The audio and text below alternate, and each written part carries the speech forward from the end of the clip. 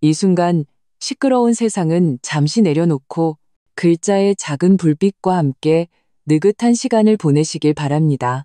오늘 소개해드릴 이야기는 남편의 월급은 200만 원, 그런데 시어머니께는 매달 400만 원을 보냈다. 나는 남편의 가족카드를 정지시키고 내 연봉 3억은 전부 친정엄마에게 보냈다. 그러자 시누이가 미쳐 날뛰었다. 왜 내 아파트 대출금을 끊어?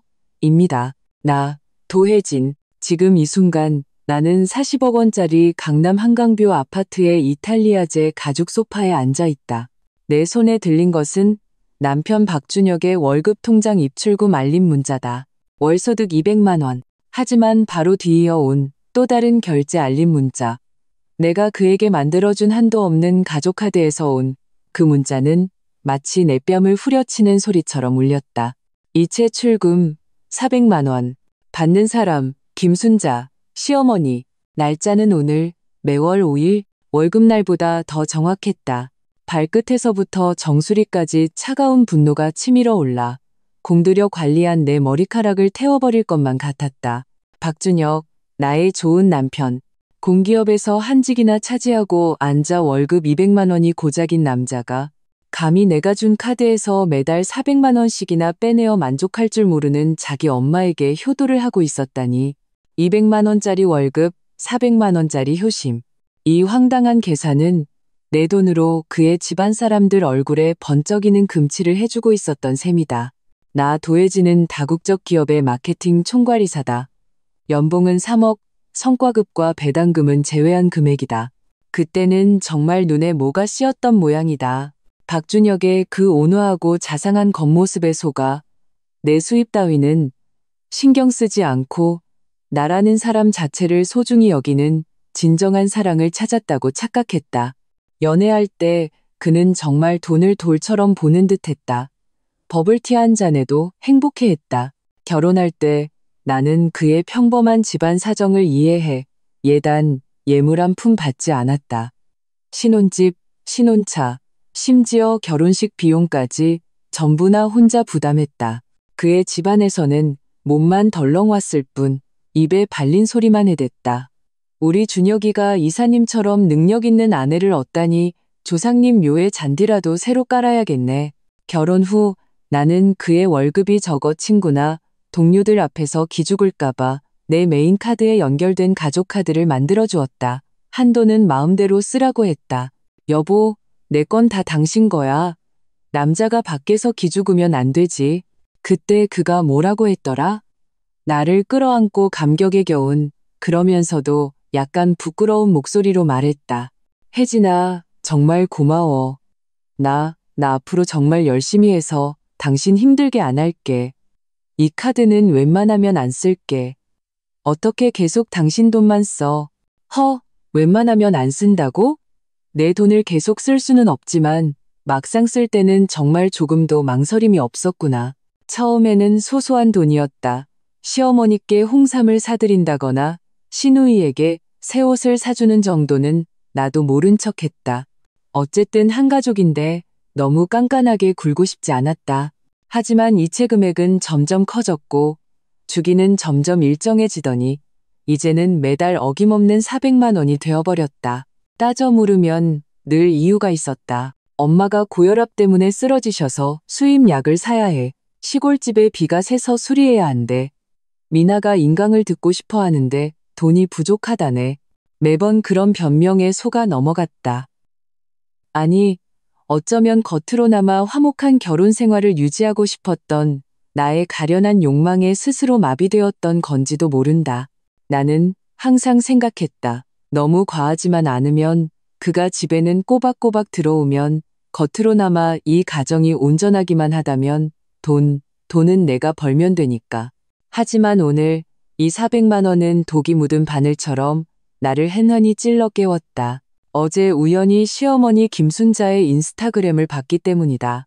종로의 한 귀금속 가게를 배경으로 찍은 사진. 손목에는 번쩍이는 숭근 팔찌를 차고 있었다. 캡션은 이랬다. 역시 딸이 최고네. 엄마 힘든 거 알아주고 우리 아들도 기특해. 굳이 더 굵은 걸로 바꿔줘야 한다고 성화네. 사진 한쪽 구석에는 시누이 박미나의 의기양양한 얼굴이 떡하니 박혀 있었다. 그리고 박미나, 대학 졸업 후 제대로 된 직장 한번 구해본 적 없이 맨날 유튜버가 되겠다고 꿈만 꾸는 25살짜리 아가씨. 지난달에 5천만 원이 넘는 벤츠를 현금으로 뽑았다. 그 돈이 어디서 났을까? 발가락으로 생각해도 알 수 있었다. 알고 보니 내가 남편 하나를 먹여 살리는 게 아니었다. 내가 그들 온 가족을 먹여 살리고 있었던 것이다. 내가 치열한 직장에서 살아남기 위해 위출혈이 날 때까지 술을 마시며 얻어낸 피 같은 돈이 이렇게 그들 가족에게는 마르지 않는 현금 인출기 취급을 받고 있었다. 심지어 고맙다는 말 한마디 없이 당연하게 여기면서 박준혁은? 그는 내 카드를 들고 자기 가족들 앞에서 돈 잘 쓰는 사람 행세를 하며 효자, 좋은 오빠 노릇을 했다. 내 돈으로 자기 얼굴에 금칠을 하고 있었던 것이다. 이 돈의 진짜 주인인 나는 그들 눈에 그저 돈 많고 멍청한 호구였을 뿐이다. 딸깍, 도어록 소리가 울렸. 박준혁이 돌아왔다. 얼굴에는 술과 음식에 만족한 듯한 기색이 어려 있었다. 그는 신발을 갈아 신고 소파에 앉아 굳은 표정을 짓고 있는 나를 보더니 웃으며 다가왔다. 자기야, 왜 그래? 표정이 왜 이렇게 안 좋아? 누가 우리 자기 화나게 했어? 말하며 나를 안으려 했다. 나는 그의 손을 거칠게 뿌리쳤다. 그리고 핸드폰 화면을 그의 눈앞에 바로 들이댔다. 목소리는 얼음장처럼 차가웠다. 박준혁 씨, 설명 좀 해주시죠. 월급 200만 원 버는 사람이 어떻게 매달 어머님께 400만 원씩 보내죠? 내 돈으로 생색내니 기분 좋았어요? 박준혁의 얼굴에서 미소가 순간 굳어졌다. 그의 눈빛이 흔들리며 당황한 기색이 스쳤지만 이내 억지로 태연한 척했다. 혜진아, 내 말 좀 들어봐. 엄마가 이번에 정말 급하게 돈이 필요하셨어. 급하게 돈이 필요하셨다고? 나는 그의 말을 끊으며 비웃었다. 두 번째 금팔찌 사는데 급하셨나? 아니면 당신 여동생 다음 차 계약금 모으는데 급하셨나? 박준혁 씨, 내가 바보인 줄 알아요? 아니면 내가 버는 돈이 당신 내 금이 빠진 독에 쏟아부어야 마땅하다고 생각하는 건가요? 내 목소리는 높지 않았지만 전에는 없던 날카로움과 실망감이 묻어 있었다. 박준혁은 내 태도에 겁을 먹은 듯했다. 그는 아마도 내가 돈 문제에 대해 대범하고 따지지 않는 것에 익숙해져 있었을 것이다. 내가 이렇게 갑자기 터트릴 줄은 몰랐겠지. 혜진아, 어떻게 그런 말을 해? 그의 얼굴이 구겨지며 목소리도 뻣뻣해졌다. 날 낳고 길러주신 우리 엄마잖아. 아들로서 효도하는 게 당연한 거 아니야? 당신이 돈을 많이 버니까 집안 좀 돕는 게 뭐 어때서? 한 가족끼리 뭘 그렇게 일일이 따져? 정말 실망이다. 어떻게 사람이 그렇게 속물이 됐어? 속물. 참으로 기가 막힌 단어였다. 그의 그 당당한 모습을 보니 내 마음은 차갑게 가라앉았다. 그의 마음속에서는 내가 그의 돈으로 그의 집에 무한정 퍼주는 것을 반대하면 그게 바로 속물이었던 것이다. 나의 헌신, 나의 포용이 돌려준 것은 감사가 아니었다. 그와 그의 가족들의 도를 넘는 요구와 당연한 뿐이었다. 마음속 마지막 한 조각의 망설임과 온정이 그의 속물이라는 한마디에 산산조각 났다. 나는 그를 바라보았다. 갑자기 말할 수 없이 피곤했고 동시에 정신이 번쩍 들었다. 이 결혼은 처음부터 잘못된 것이었다. 나는 그 사람 자체를 원했지만 그는 아마 내 돈, 그리고 내가 가져다주는 안락한 삶을 원했던 거겠지? 나는 심호흡을 했다. 더 이상 그 역겨운 얼굴을 쳐다보지 않고 핸드폰을 들어 카드사 고객센터에 전화를 걸었다. 내 목소리는 파동 하나 없이 평온했지만 거부할 수 없는 단호함이 실려 있었다. 안녕하세요. 제 카드 번호 끝자리 XXXX에 연결된 가족카드 정지를 요청합니다. 카드 번호는 XXXX 내 즉시 효력 발생으로요. 박준혁은 옆에 서서 내가 하는 모든 것을 멍하니 지켜보고 있었다. 내가 카드 정지를 확인하는 말을 듣고 나서야 그는 정신을 차린 듯 소리쳤다. 도혜진, 지금 뭐 하는 거야? 당신이 뭔데 내 카드를 정지해? 나는 전화를 끊고 그를 쳐다보았다. 눈에는 한치의 온기도 없었다. 뭔데? 그 카드가 내 카드니까. 월급 200만 원 버는 사람한테 그런 고액 한도의 신용카드는 필요 없잖아요. 앞으로 당신 월급 통장은 당신이 알아서 관리해요. 효도도 당신 월급으로 하시고요. 나는 일어섰다. 돼지 간처럼 변한 그의 얼굴과 곧 터져나올 고함을 무시하고 서재로 향했다. 걸어가면서 나는 핸드폰으로 인터넷 뱅킹에 접속해 몇 가지 설정을 했다. 너희 집안이 나를 현금 인출기로 생각했다면 이 현금 인출기가 오늘부터 고장 수리에 들어간다고 해도 원망하지 마. 나는 내 연봉, 성과급, 내 개인 수입이 들어오는 모든 계좌에 자동이체를 설정했다. 다음 달부터 세후 3억에 가까운 내 연봉은 통장에 들어오는 즉시 전부 우리 엄마 계좌로 이체될 것이다. 효도를 그렇게 좋아한다고? 좋아. 나도 내 효도를 좀 해봐야지.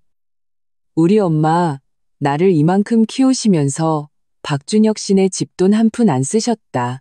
이제 딸이 벌어다 주는 돈 좀 누리시는 거 지극히 당연한 일이지. 모든 설정을 마치고 나는 서재 의자에 기대 앉아 창밖의 찬란한 도시 야경을 바라보았다. 마음에는 한 점의 파문도 없었다. 오직 냉혹에 가까운 평온만이 존재했다. 전쟁은 너희가 먼저 시작했다. 그렇다면 나 도혜진이 돌변한다고 원망하지 마라. 나는 첫 번째 폭풍이 박준혁이나 시어머니의 전화 폭격에서 시작될 줄 알았다. 하지만 나는 어떤 인간들의 파렴치함과 조급함을 과소평가했다. 10분도 채 되지 않아 내 핸드폰이 날카롭게 울렸다. 화면에 떠오른 이름은 박미나. 나는 통화 버튼을 눌렀다. 여보세요라고 말할 틈도 없이 전화기 저편에서 신우이 박미나에 격앙되고 찢어지는 듯한 고함이 터져 나왔다. 도혜진 씨, 지금 뭐 하는 거예요? 뭔데 우리 오빠 카드를 끊어요? 당장 다시 풀어줘요. 이번 달 아파트 대출금 어떻게 갚으라고요? 날 죽일 셈이에요? 아, 그러고 보니 그 매달 400만 원의 박미나의 아파트 대출금도 포함되어 있었구나. 나는 천천히 입꼬리를 올렸다. 수화기를 향해 부드러우면서도 얼음처럼 날카로운 목소리로 말했다. 뭔데? 내 돈이니까. 당신 아파트 대출금이 나랑 무슨 상관인데? 날 죽일 셈이냐고? 박미나의 비명은 내 고막을 찢을 듯했다. 나는 전화기 저편에서 분노와 공포로 일그러졌을 그녀의 얼굴을 상상할 수 있었다. 예전 같았으면 그가 박준혁의 동생이라는 것을 생각해서 참고 설명이라도 두어 마디 했을 것이다. 혹은 속으로는 불쾌해도 한 가족이라는 생각에 어느 정도 도와줬을지도 모른다. 하지만 오늘 이 순간 엿이나 먹으라지 한 가족.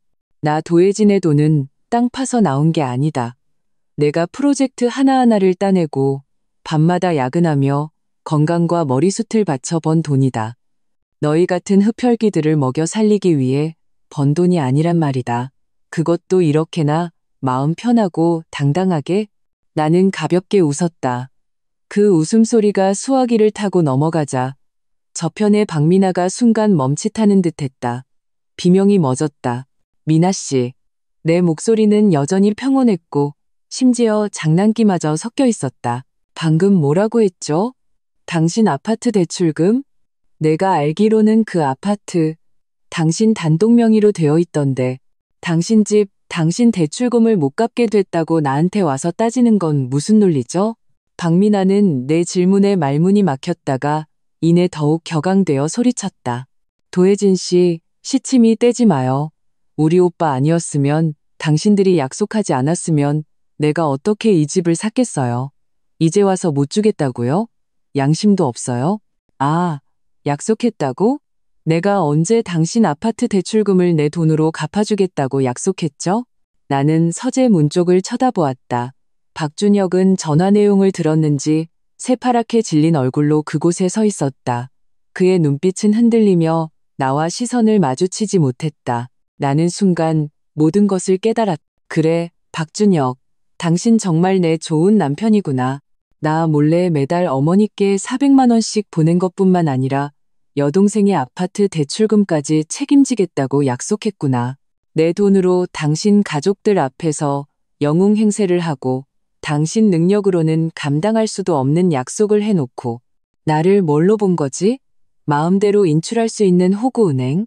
분노가 가슴속에서 들끓었지만 분노할수록 내 겉모습은 더욱 냉정해졌다. 이런 인간들 때문에 화를 내는 건 손해다.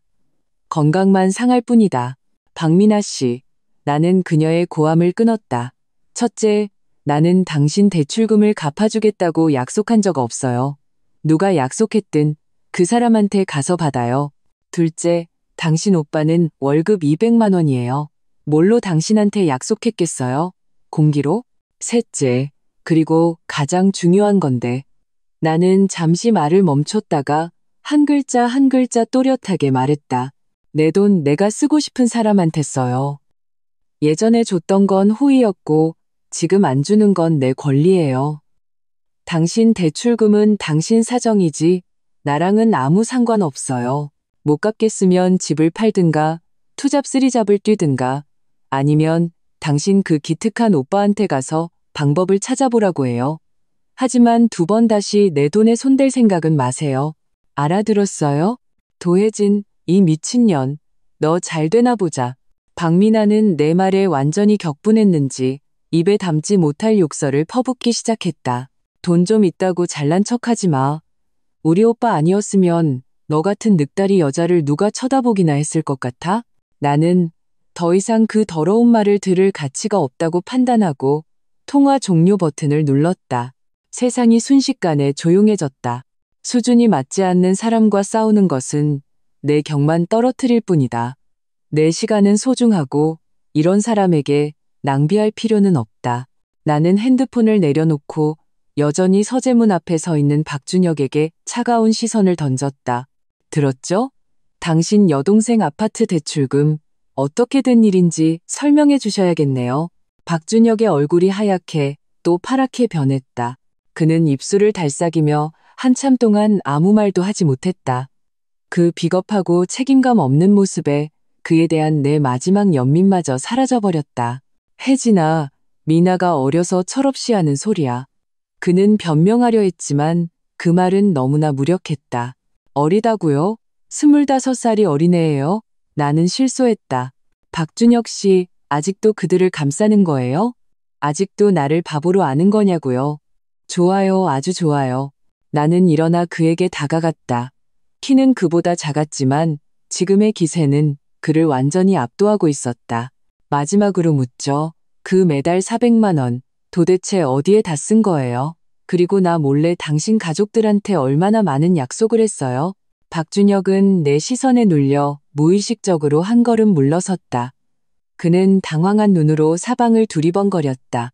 결국 더 이상 숨길 수 없다고 생각했는지 혹은 자포자기했는지 그는 심호흡을 한 번 하더니 이상하게도 부끄러움과 자포자기가 뒤섞인 용기를 내어 말했다. 맞아. 내가 엄마한테 매달 400만 원씩 용돈 드린다고 약속했어. 미나 아파트 대출금 갚아주는 것도 도와주기로 했고 어때서? 내가 이 집의 유일한 아들이고 유일한 오빠야. 내가 안 도와주면 누가 도와줘? 당신은 돈 그렇게 많이 벌면서 우리 집 좀 도와주는 게 뭐 어때서? 우리 엄마, 우리 동생 고생하는 거 뻔히 보면서 그렇게 냉혈한처럼 굴어야겠어? 또 그 소리다. 마치 내가 돈을 많이 버는 것이 원죄인 것처럼 그들의 가족을 무조건 부양해야 할 의무가 있는 것처럼 말하는 그 논리. 도와준다고? 나는 그 단어를 반복하며 기가 막힌다는 듯 말했다. 박준혁 씨, 몇 가지 착각하고 있네요. 첫째, 돕는 건 호의지, 의무가 아니에요.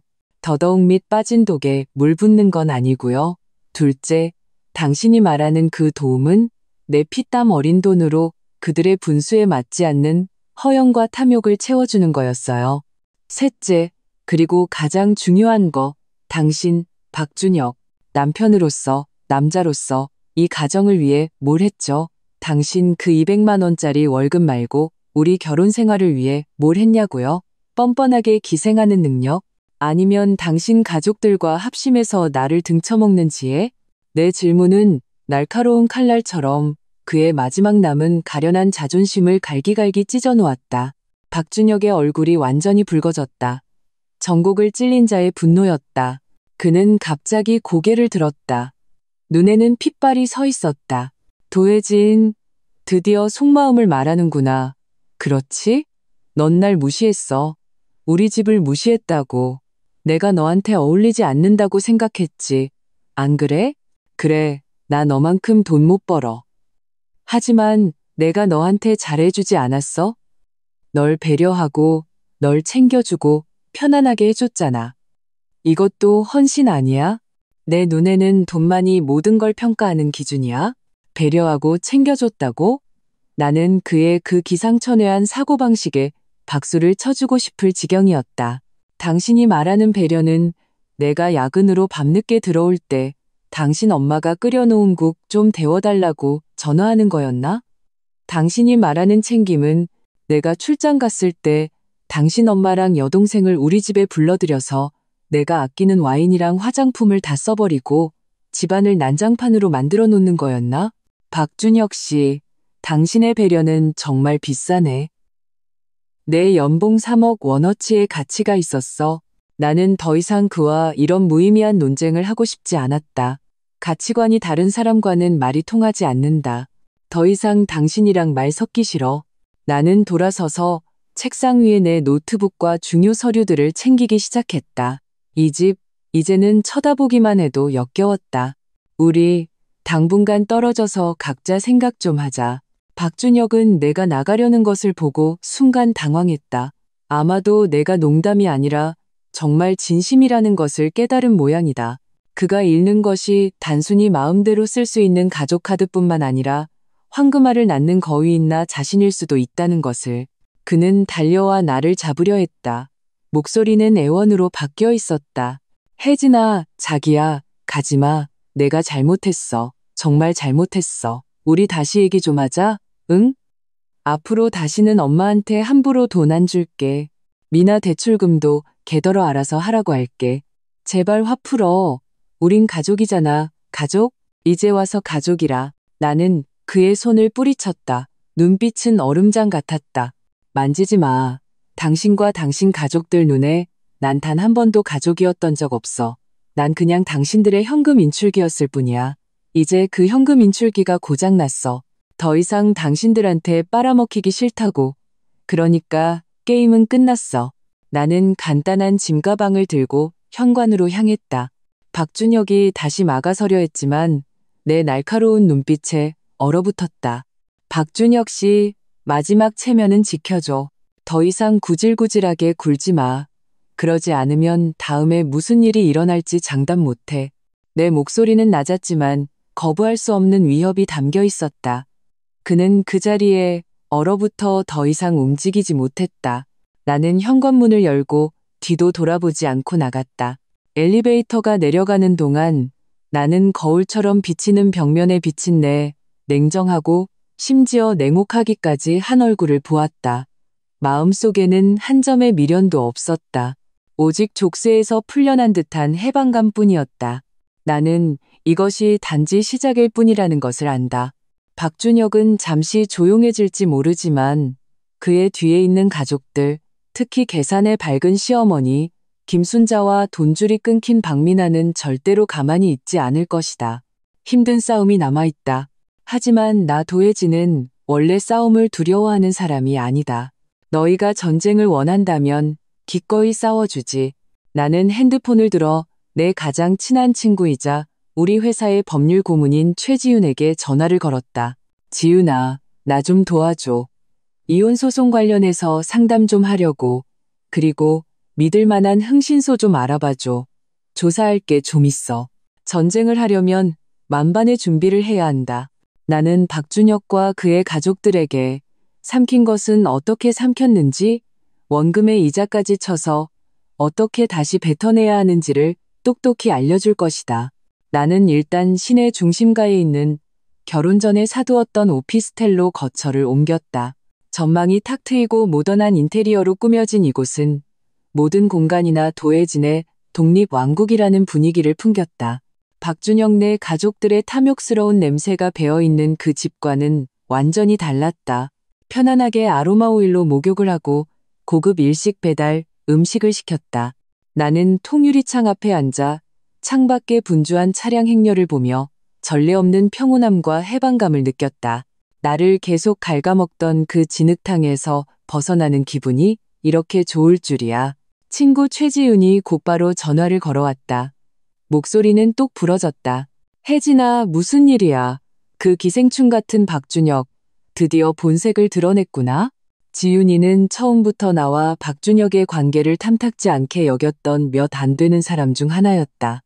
박준혁의 상냥함 뒤에 계산적인 면이 숨어 있다고 생각했다. 나는 자초지종을 간단히 설명했다. 월급 200만 원이면서 시어머니께 400만 원을 보내고 시누이 박미나의 아파트 대출금 전화까지. 최지윤은 전화기 저편에서 대놓고 욕을 했다. 미친, 그 흡혈귀 가족들 양심도 없냐? 매달 400? 차라리 강도질을 하지 그래.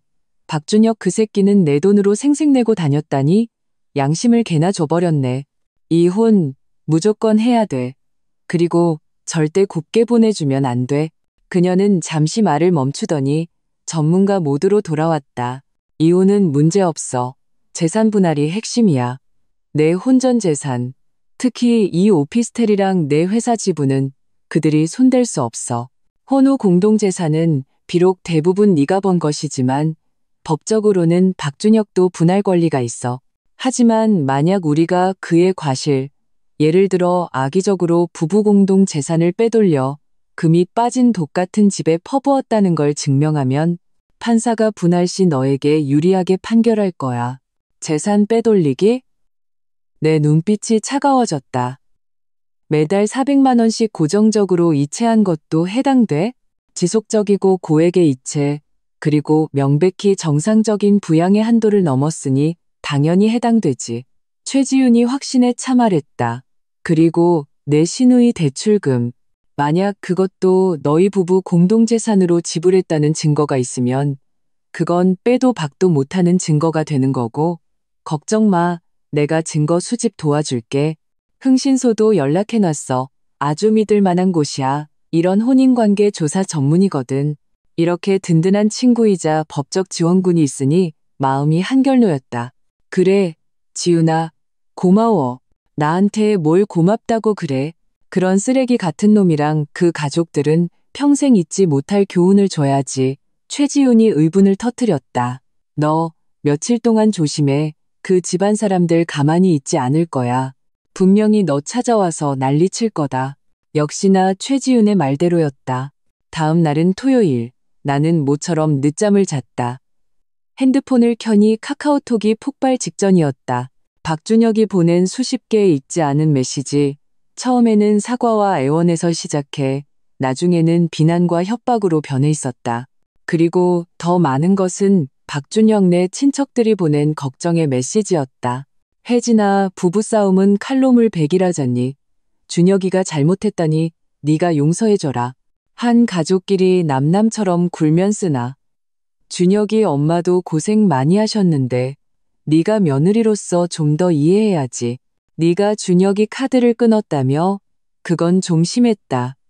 남자는 밖에서 체면이 있는 법인데 심지어 평소에는 거의 연락도 없던 시아버지까지 장문의 음성 메시지를 보내왔다.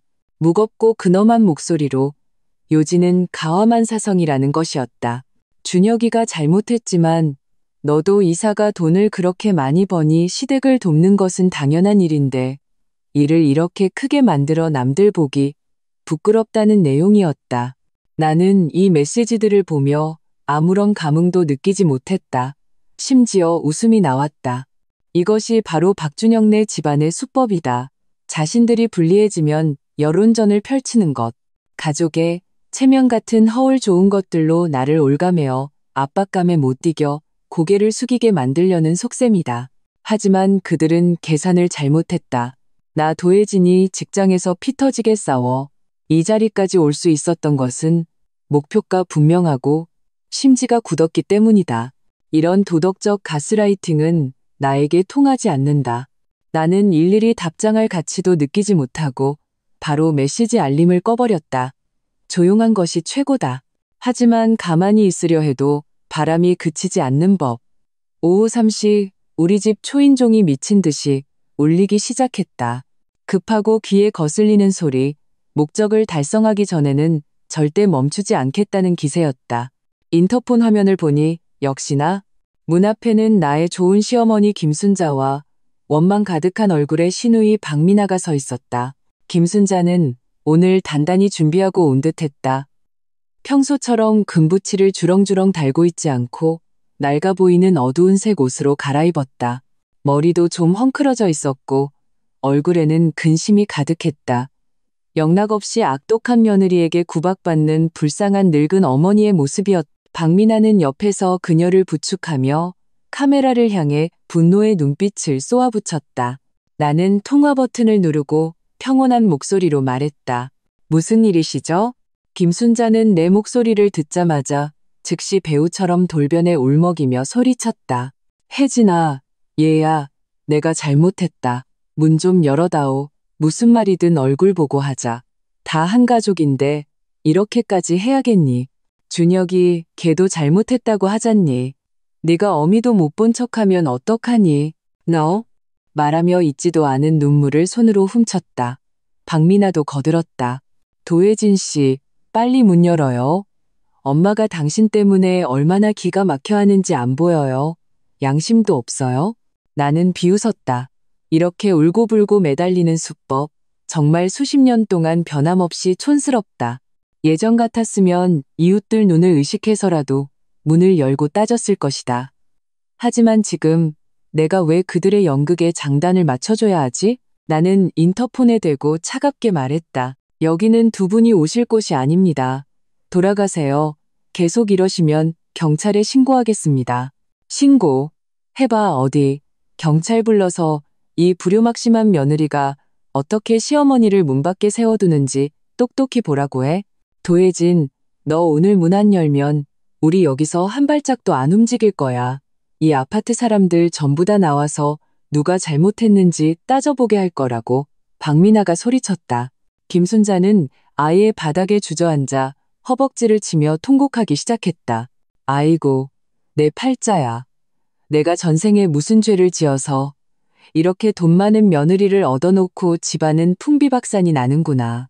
아들은 못 나고 며느리는 모질고 우리 가족 다 죽이려고 작정을 했구나.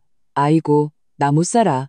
그들의 울음소리는 조용한 복도에서 유난히 시끄럽게 울렸다. 이미 옆집에서 문을 열고 내다보는 소리가 들렸다. 좋아, 이를 키우고 싶다고? 사람들이 판단하게 해달라고? 소원대로 해주지.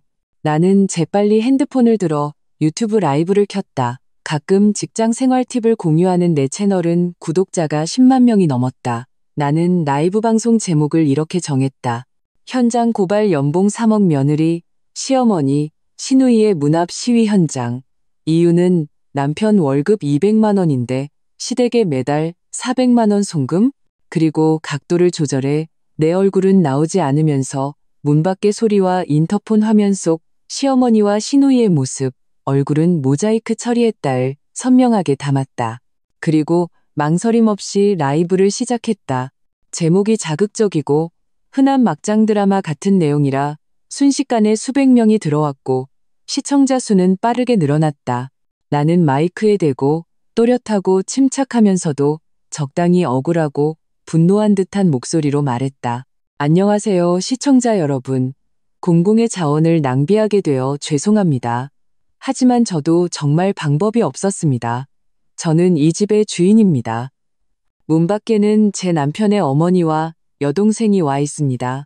제가 남편이 제 수입을 남용하는 가족카드를 정지시켰다는 이유로 지금 이렇게 찾아와서 울고불고 난리를 치고 있습니다. 제 남편은 월급이 200만 원인데 매달 어김없이 제 돈으로 시어머니께 400만 원을 이체했습니다.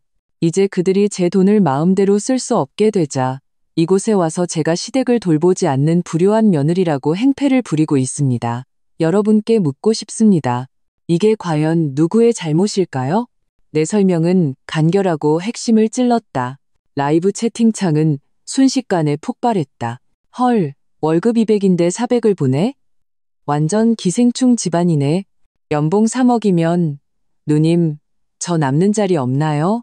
저 시댁은 양심이 아니라 철판을 깔았네. 문 밖에 저분 연기자 아님? 우는데 눈물 한 방울 안 나오네. 주인공님 응원합니다. 저런 흡혈귀 시댁은 빨리 손절해야죠. 경찰에 신고해요. 뭘 저런 인간들이랑 말을 섞어요? 문 밖에 김순자와 박미나는 내가 라이브 방송을 하고 있다는 사실을 까맣게 모르고 여전히 열연을 펼치고 있었다. 김순자, 혜진아, 어미도 네가 고생하는 거 다 안다. 하지만 난 널 친딸처럼 생각했어. 어떻게 이렇게 모질게 굴 수 있니? 미나게 대출금 끊기면 어떡하라고. 네가 형님으로서 좀 도와주는 게 당연한 거 아니니? 박미나, 맞아요. 도혜진 씨, 돈 그렇게 많으면서 우리 집 좀 도와주면 어디가 덧나요? 손가락 사이로 세는 돈만 줘도 우린 먹고 살아요. 예전에는 그렇게 대범한 척하더니 이제 본색을 드러내는 거죠? 그들의 모든 말은 라이브를 통해 스스로에게 던지는 돌멩이가 되었다. 채팅창은 비난과 조롱으로 가득 찼다. 나는 이 정도면 됐다고 생각하고 다시 인터폰 마이크에 대고 목소리를 한 톤 높였다. 라이브 시청자들과 문 밖의 두 사람이 모두 똑똑히 들을 수 있도록 김순자 여사님, 박미나 씨, 마지막으로 경고합니다. 즉시 제 사유지에서 떠나십시오. 소란 피우는 행위를 중단하세요. 당신들의 모든 말과 행동은 지금 녹음 및 녹화되고 있습니다. 만약 계속 떠나지 않으시면 저는 소란죄로 경찰에 신고할 뿐만 아니라 제 명예를 훼손한 것에 대한 법적 책임도 물을 것입니다. 그리고 박미나 씨 대출금, 다시 한번 말하지만 나도혜진과는 단일원도 관계없습니다. 내 강경한 태도 때문인지 녹음과 녹화라는 말에 겁을 먹었는지 김순자의 통곡 소리가 뚝 그쳤다. 박미나도 멍하니 서 있었다. 내가 이렇게 강하게 나올 줄은 몰랐던 모양이다. 그때 띵하는 소리와 함께 엘리베이터가 도착했다. 관리사무소 보안요원과 다른 입주민의 신고를 받고 출동한 경찰이 거의 동시에 도착했다. 무슨 일이십니까? 누가 여기서 소란을 피웁니까? 보안요원이 엄숙하게 물었다. 나는 즉시 문을 열고 경찰과 보안요원에게 바닥에 앉아있는 김순자와 당황한 표정의 박미나를 가리키며 침착하게 말했다. 경찰관님, 보안요원님, 바로 이 두 분입니다. 제 집 앞에 불법적으로 머무르며 큰 소리로 울고불고 소란을 피워 저와 다른 이웃들의 정상적인 생활을 심각하게 방해했습니다. 제가 여러 번 경고했지만 소용이 없었습니다. 여기 녹음 증거입니다. 나는 핸드폰에 녹음된 방금 전의 소리를 잠시 재생했다. 경찰은 상황을 파악하고 바닥에 앉아있는 김순자를 보며 미간을 찌푸렸다. 어머님 무슨 일이든 대화로 해결하셔야죠. 남의 집 앞에서 이렇게 소란을 피우는 건 위법입니다. 일단 일어나시죠. 김순자는 경찰을 보자마자 기가 죽어 박미나의 부축을 받으며 어색하게 일어섰다. 얼굴이 하얗게 또 파랗게 변했다. 방금 전 통곡하던 기세는 온데간데 없었다. 나는 라이브 방송을 향해 마지막으로 말했다. 여러분 걱정해 주셔서 감사합니다. 경찰과 관리사무소에서 처리해 주시고 있습니다. 이 문제는 법적인 절차를 통해 해결하겠습니다. 방송은 여기까지입니다. 말을 마치고 나는 미련 없이 라이브를 종료했다. 최종 시청자 수는 5만 명을 넘어섰다. 나는 잿빛이 된 김순자와 박미나를 차갑게 쳐다보며 경찰과 보안요원에게 말했다. 두 분을 내보내 주십시오. 다시는 제 집 앞에서 저들을 보고 싶지 않습니다. 그리고 그 모녀가 무슨 말을 더 하기도 전에 나는 문을 닫았다. 모든 혼란과 통곡, 파렴치함을 문 밖으로 완전히 차단했다. 문 밖에서 희미하게 경찰을 설득하는 소리와 김순자의 불만 섞인 중얼거림이 들려왔지만 곧 조용해졌다. 세상은 다시 고요해졌다. 나는 창가로 걸어갔다. 햇살이 좋았다. 여론으로 나를 압박하고 싶었나? 그렇다면 그 여론의 파도를 너희에게 돌려주지. 이 라이브 방송 이후로 과연 누가 감히 나에게 도덕적 잣대를 들이대며 가스라이팅을 할 수 있을까? 박준혁, 김순자, 박미나. 이건 단지 에피타이저에 불과하다. 너희가 내게서 빚진 것들, 나는 원금의 이자까지 쳐서 하나하나 전부 다 받아낼 것이다. 라이브 방송 사건은 고인물에 던진 돌멩이처럼 내 예상보다 훨씬 큰 파장을 일으켰다. 그날 밤 내 핸드폰은 온갖 메시지로 폭발할 지경이었다. 조심스럽게 안부를 묻는 동료들의 메시지, 걱정하며 위로를 보내는 친구들의 메시지, 그리고 심지어 모르는 번호로부터 온 지지 혹은 비난의 문자 메시지까지 나는 친한 친구들과 중요한 동료들에게만 간단히 상황을 설명하고 잘 처리할 테니 걱정 말라고 답장했다. 모르는 번호나 쓸데없는 가십거리는 전부 무시했다. 최지은이 흥분된 목소리로 전화를 걸어왔다. 혜진아, 너 대단하다. 라이브 방송이라니 정말 신의 한 수였어. 지금 인터넷 커뮤니티마다 월급 200만 원인데 400만 원 보내는 기생충 남편 얘기로 난리야. 박준혁이랑 그 엄마, 동생은 완전 유명인사 됐어. 내 변호사 친구들도 다 이 얘기하더라. 내 대처가 거의 교과서 수준의 반격이었대. 나는 미간을 주무르며 승리의 기쁨보다는 깊은 피로감을 느꼈다. 지윤아, 난 유명해지고 싶지 않아. 그냥 이 진흙탕에서 빨리 벗어나고 싶을 뿐이야. 알아. 최지윤의 목소리가 진지해졌다. 마침 흥신소에서 초기 보고가 왔어. 좀 마음의 준비를 해야 할 수도 있어. 내 심장이 쿵 내려앉았다. 뭔데? 우선 매달 400만 원 이체권은 대부분 김순자 개인 계좌로 들어간 게 확인됐어. 그런데 그중 일부, 대략 매달 100만 원에서 200만 원 정도가 이수진이라는 개인 계좌로 정기적으로 이체되고 있었어. 이수진이라는 사람, 조사해보니 박준혁의 고등학교 동창이고 현재 이혼 상태로 서울 서쪽에서 작은 꽃집을 운영하고 있대. 최지은의 목소리에는 조심스러움이 묻어 있었다. 이수진, 고등학교 동창, 여자 동창, 매달 고정적인 이체, 불길한 예감이 차가운 뱀처럼 내 심장을 휘감았다. 박준혁의 월급 통장 내역은 지극히 단순했다. 기본적인 소비 외에는 집에 보내는 돈이 전부였다. 나는 단 한 번도 이상한 여성 관련 소비 기록을 본 적이 없었다. 이 이수진이라는 여자는 대체 뭐지? 계속 말해봐. 내 목소리가 조금 잠겼다. 그리고 박민아의 아파트 대출금, 그 집 계약금 8천만 원은 1년 전에 지불됐어. 송금자는 어떤 건설회사 계좌였고 표면적으로는 박준혁과 관련이 없어 보였지. 하지만 그 회사 배경을 깊이 파보니 실제 소유주가 김순자의 먼 친척, 그러니까 박준혁의 외삼 촌뻘되는 사람이었어. 그리고 계약금이 지불되기 한 달 전 박준혁이 담당했던 별것 아닌 시립공원 녹화 사업을 바로 그 회사가 시장가보다 약간 높은 가격에 낙찰받았다는 사실이 확인됐어. 내 눈빛이 순간 날카로워졌다. 녹화 사업? 박준혁의 그 한직에서 무슨 돈 될 만한 사업이 있다고? 그것도 그의 손을 거쳐 그의 외삼촌뻘 되는 사람의 회사가 낙찰받았다고? 세상에 그렇게 많은 우연이 있을 리가 없다. 내 말은 박준혁이 직위를 이용해서 자기 친척 회사에 이익을 주고 그 대가가 박민아의 아파트 계약금 형태로 돌아왔을 가능성이 있다는 거야? 나는 재빨리 핵심을 파악했다. 가능성이 매우 높아. 최지은이 단언했다. 아직 증거 체인이 완벽하진 않아서 더 깊은 조사가 필요하지만 이건 아주 중요한 돌파구야. 만약 이게 사실로 밝혀지면 이건 단순한 가족 지원이 아니라 상업 뇌물 및 업무상 배임 혐의가 될 수 있어. 박준혁 아주 골치 아파지는 거지. 나는 심호흡을 했다. 피가 차갑게 식는 기분이었다. 나는 박준혁이 그저 나약하고 허영심 많은 아내에게 기생하는 남자라고만 생각했다. 그런데 그가 내 뒤에서 이런 불법적인 일까지 저질렀을 줄이야. 내 돈으로 자기 집을 돕는 것은 가풍이 좋지 않고 탐욕스럽다고 설명할 수 있을지 모른다.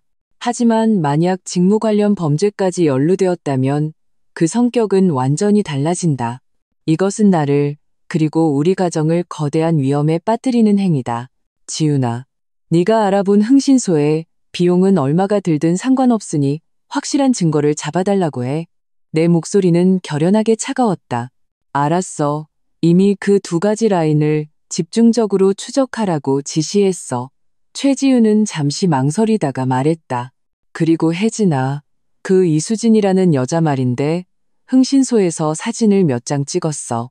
내 이메일로 보냈으니까 네가 보고 판단해. 전화를 끊고 나는 약간 떨리는 손으로 이메일을 열었다. 최지훈이 보낸 암호화된 압축 파일이었다. 압축을 풀자 수십 장의 사진이 나왔다. 사진의 주인공은 박준혁과 단아한 옷차림의 부드러운 인상을 가진 여자였다. 아마 이수진이겠지. 꽃집 앞에서 웃으며 대화하는 모습, 길가 카페에 나란히 앉아있는 모습, 심지어 박준혁이 그녀의 화분을 옮기는 것을 도와주는 모습도 있었다. 아주 익숙하고 자연스러운 동작이었다. 사진 속 박준혁의 얼굴에는 내가 아주 오랫동안 보지 못했던 편안하고 심지어 다정하기까지 한 미소가 걸려 있었다. 그것은 내 앞에서는 이미 사라져버린 가면을 벗은 듯한 표정이었다. 마지막 몇 장의 사진은 독이 묻은 얼음 송곳처럼 내 마지막 환상을 꿰뚫었다. 오래된 아파트 단지 아래 박준혁과 이수진이 나란히 걷고 있었다. 박준혁의 손이 자연스럽게 이수진의 허리를 감싸고 있었다. 아주 친밀한 자세였다.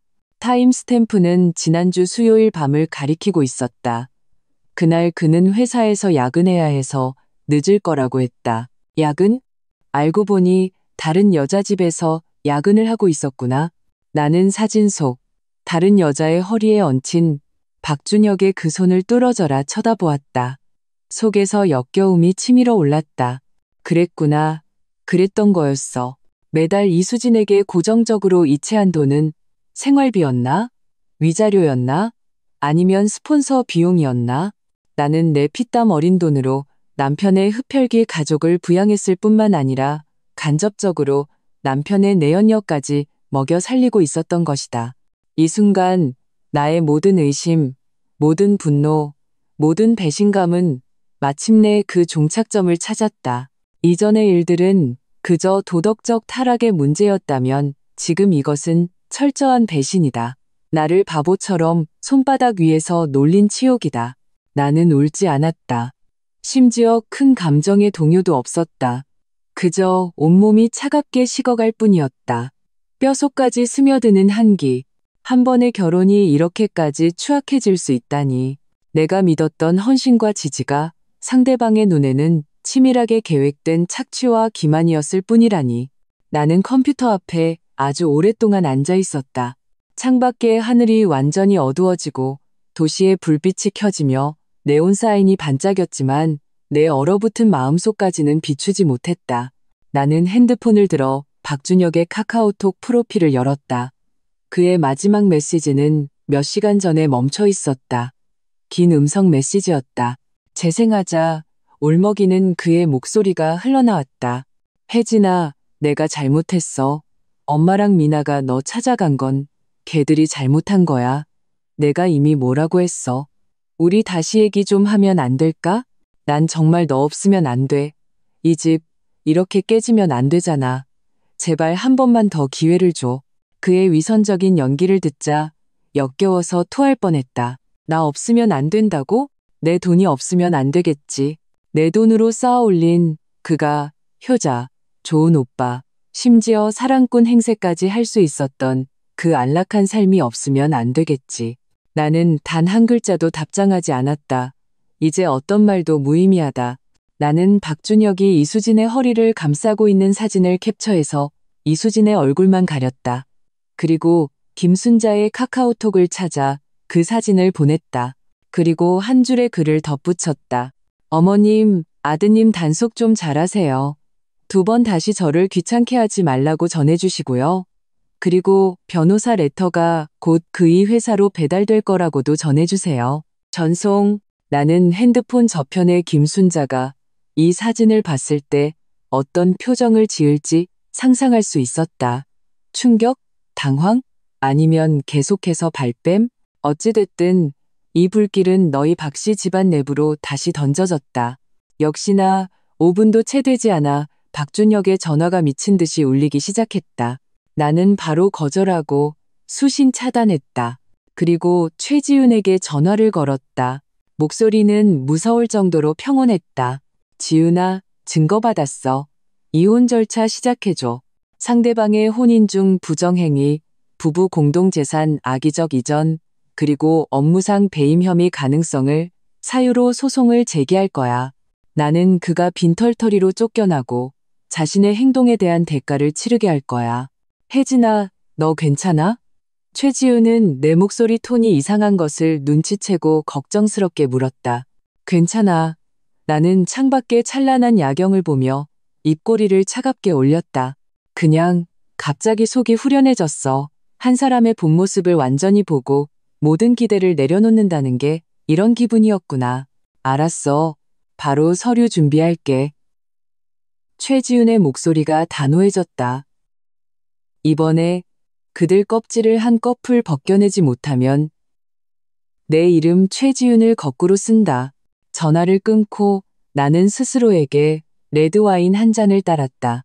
붉은 액체가 잔 속에서 흔들리는 모습이 마치 이 결혼 생활이 마지막에 흘린 더러운 피 같았다. 박준혁, 게임은 끝났다. 너와 내 가족이 내게서 가져간 모든 것, 이제 원금의 이자까지 쳐서 뱉어낼 시간이다. 그리고 너희가 내게 빚진 것은 돈만이 아니다. 박준혁의 외도 사진을 김순자에게 보낸 것은 뜨거운 기름 가마에 찬물을 부은 격이었다. 순식간에 난리가 났다. 내 세상은 조용해졌다. 30분도 채 되지 않아 초인종이 다시 미친 듯이 울렸다. 이번 인터폰 화면에 나타난 것은 극도의 공포와 분노로 일그러진 박준혁의 얼굴이었다. 그는 더 이상 이전에 애원하거나 비난하던 모습이 아니었다. 두 눈은 핏발이 서 있었고 마치 막다른 골목에 몰린 짐승 같았다. 그는 미친 듯이 문을 두드렸다. 도혜진, 나와서 똑똑히 말해.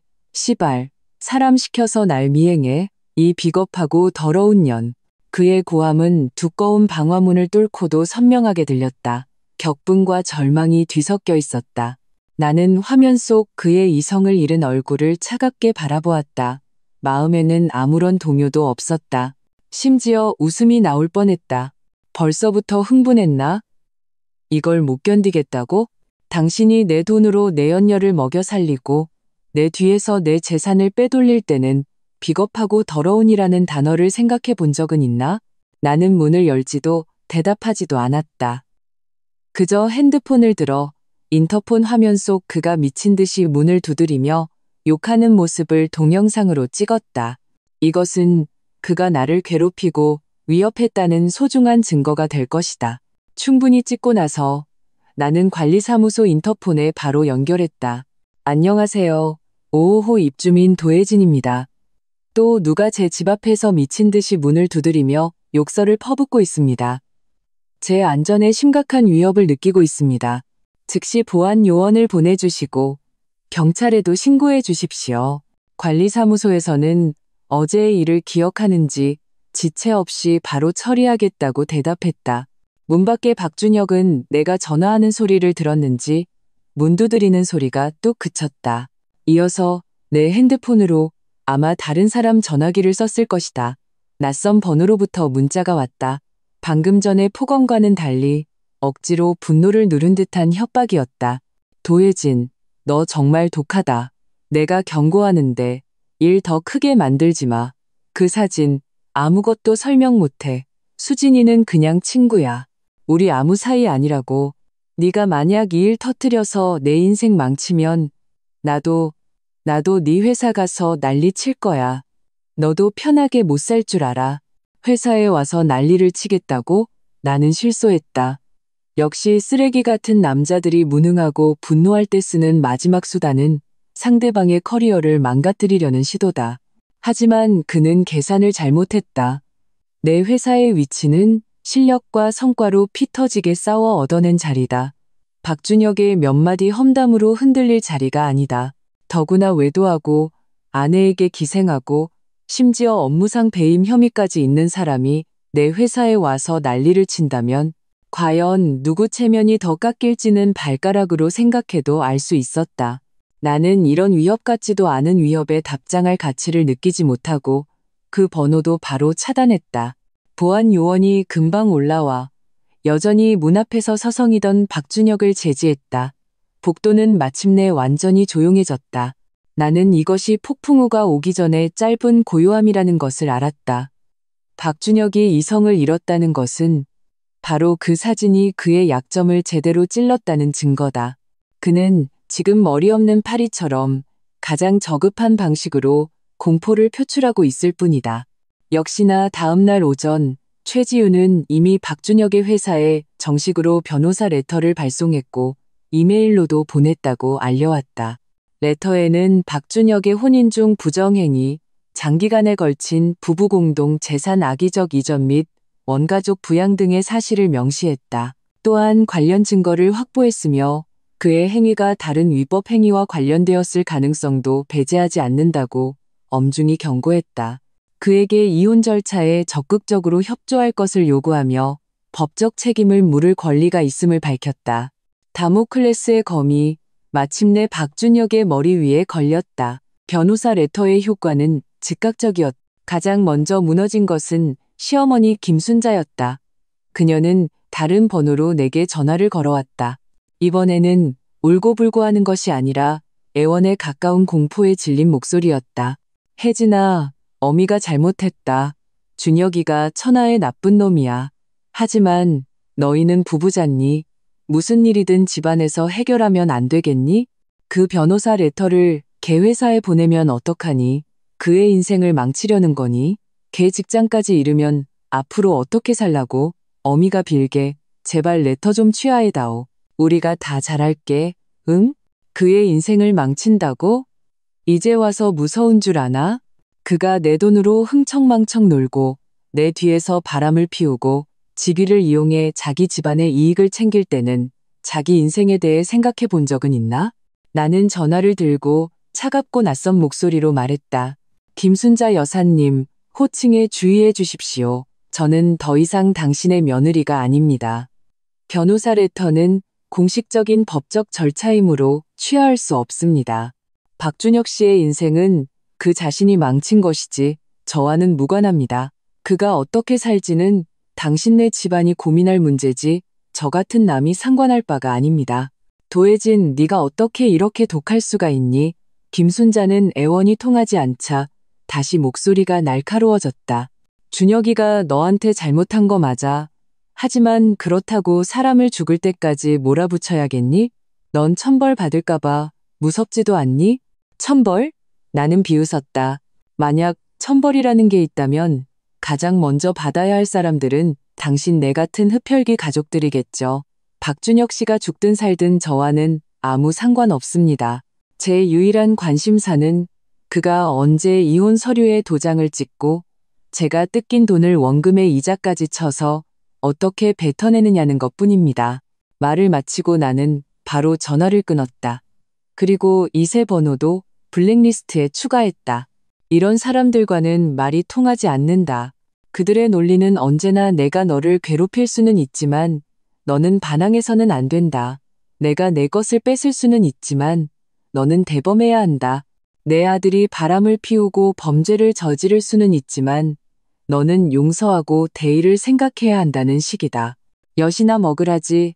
그놈에 대해 나의 대의는 이 진흙탕에서 최대한 빨리 벗어나 내가 받아야 할 것을 모두 되찾고 새로운 인생을 시작하는 것이다.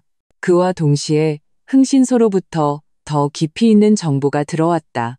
박준혁의 외삼촌뻘 되는 회사가 녹화 사업을 낙찰받은 건에 대해 확실히 의심스러운 점이 있었다. 사업 승인 과정에서 몇 군데 명백히 규정에 어긋나는 부분이 있었다. 흥신소에서는 당시의 담당자와 접촉해 내부 정보를 얻으려 노력 중이라고 했다. 그리고 이수진에 대해 흥신소는 최근 그녀의 은행 계좌에 2억 원의 자금이 유입된 것을 확인했다. 자금 출처는 추적 중이지만 시기적으로 박준혁 외삼촌 회사가 박미나의 아파트 계약금을 지불한 직후였다. 이 단서들은 흩어진 진주처럼 보이지 않는 실로 하나씩 꿰어지고 있었다. 나는 이미 탐욕스럽고 추악한 거미줄을 볼 수 있을 것 같았다. 그리고 박준혁은 그 거미줄의 중심에 있는 가장 가련하고도 가장 가증스러운 거미였다. 박준혁의 회사는 변호사 레터를 받은 후 당연히 발칵 뒤집혔다. 그의 직장이 한직이기는 했지만 공기업에서 가장 중시하는 것은 품위와 규율 문제다. 혼인 중 부정행위, 거액의 불분명한 재산 출처, 수입을 훨씬 초과하는 가족 부양비. 이것만으로도 그는 충분히 곤경에 처할 수 있었다. 소문에 의하면 그는 상사에게 불려가 면담을 했고 현재는 대기 발령 상태로 자숙 중이라고 했다.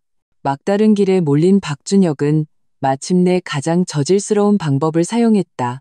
그는 정말로 내 회사 건물 아래로 찾아왔다. 조잡한 종이 피켓을 들고 거기에는 악독한 아내 도해진 남편과 시어머니를 내쫓다. 돈이면 다냐? 같은 해괴한 문구가 적혀 있었다. 여론을 이용해 나를 압박하려 한 것이다. 하지만 그는 현대 기업의 관리 시스템과 동료들의 지성을 과소평가했다. 그가 난리를 친 지 몇 분도 되지 않아 건물 보안 요원들에게 끌려 경비실로 연행되었다. 나는 심지어 내려가 보지도 않았다. 그저 비서에게 내려가서 처리하라고 지시하고 만약 상대방이 계속해서 소란을 피우면 회사 차원에서 법적 책임을 물을 권리가 있음을 명확히 하라고 했다. 그의 서투른 소동은 스스로를 더욱 비참하게 만들었을 뿐 아무런 파장도 일으키지 못했다. 오히려 길을 가던 시민이 그의 초라한 모습을 찍어 인터넷에 올렸다. 이전에 내가 라이브 방송에서 보여준 침착하고 절제된 모습과 비교되면서 여론은 그를 기생충 짓도 못하게 되니 광대가 되었다며 조롱했다. 나는 핸드폰으로 그의 소동에 대한 뉴스를 보며 아무런 감정도 느끼지 못했다. 박준혁은 완전히 미쳤고 완전히 끝났다. 그가 미쳐 날뛸수록 나의 반격이 그의 급소를 제대로 찔렀다는 증거일 뿐이다. 하지만 나는 이 전쟁이 아직 끝나지 않았다는 것을 안다. 박준혁은 표면적인 적일 뿐 그 배후에 숨어 더 심각한 문제와 연루되었을지 모르는 외삼촌, 그리고 연약해 보이지만 결코 간단치 않은 이수진이 어쩌면 더 큰 골칫거리일 수 있다. 그리고 대출금이 끊겨 눈이 뒤집힌 박미나, 그녀가 또 무슨 짓을 저지를지 모른다. 나는 심호흡을 하고 전화기 저편의 최지훈에게 말했다. 지훈아, 재산 조사와 증거 확보 속도를 더 높여줘. 그리고 검찰 쪽에 아는 분이 있으면 약속 좀 잡아줘. 미리 상담하고 싶은 게 좀 있어. 이왕 할 거면 제대로 해야지. 나는 박씨 집안 모든 사람에게 나 도혜진을 건드린 것이 그들 인생에서 가장 큰 실수였음을 똑똑히 깨닫게 해줄 것이다. 박준혁이 회사 앞에서 벌인 소동은 서투른 광대극처럼 허둥지둥 시작되었다가 비참하게 막을 내렸다. 동료들의 차 한 잔의 가십거리, 그리고 인터넷에서 기생충 남편을 조롱하는 새로운 소재가 된 것 외에는 나에게 어떠한 실질적인 영향도 미치지 못했다. 나는 평소처럼 출근하고 회의하고 서류를 검토했다. 마치 건물 아래서 피켓을 들고 있던 그 광대가 나와는 아무 상관없는 사람인 것처럼 마음속에 성벽을 쌓아 올리니 외부의 비바람은 하찮게 느껴졌다. 최지훈 쪽의 일처리는 신속했다. 이혼 소송에 필요한 모든 서류는 준비되었고 날짜를 잡아 법원에 제출하기만 하면 되었다. 박준혁 외삼촌 회사와 이수진에 대한 흥신소의 조사도 착착 진행되고 있었다. 폭풍 전의 고요함은 종종 더 큰 파도를 예고한다. 그리고 나는 다음 파도가 가장 머리가 나쁘면서도 가장 미쳐 날뛸 수 있는 그 사람에게서 올 줄은 몰랐다.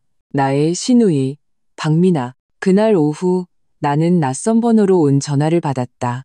연결하자 박미나의 울먹이면서도 이상하게 강경한 목소리가 들려왔다. 이전의 격분한 모습과는 조금 달랐다. 자포자기한 듯한 절박함이 묻어 있었다. 도혜진 씨, 얘기 좀 해요. 당신이랑 할 얘기 없어. 나는 바로 전화를 끊으려 했다.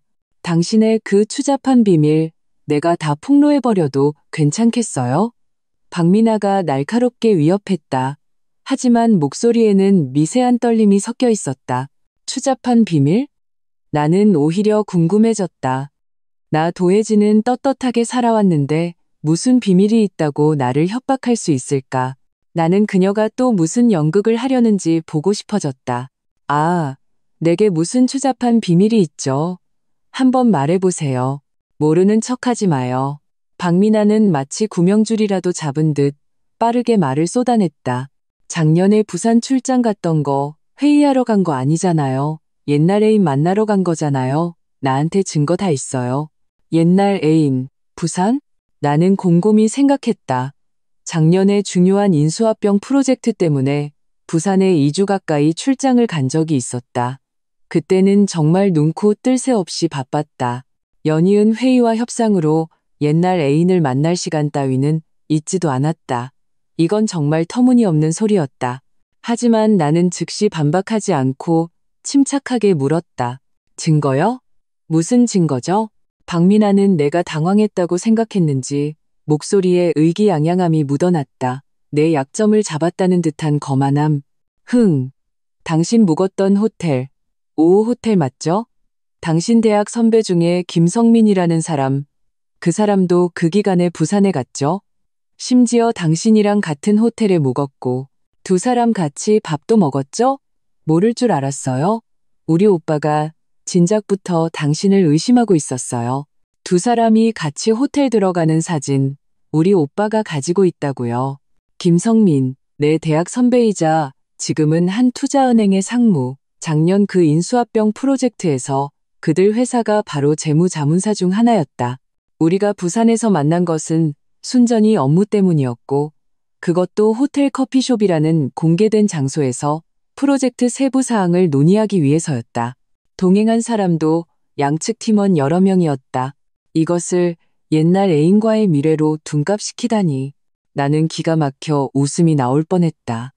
박준혁은 자기 엉덩이에 똥 묻은 줄도 모르고 감히 사람을 시켜 나를 미행까지 했단 말인가?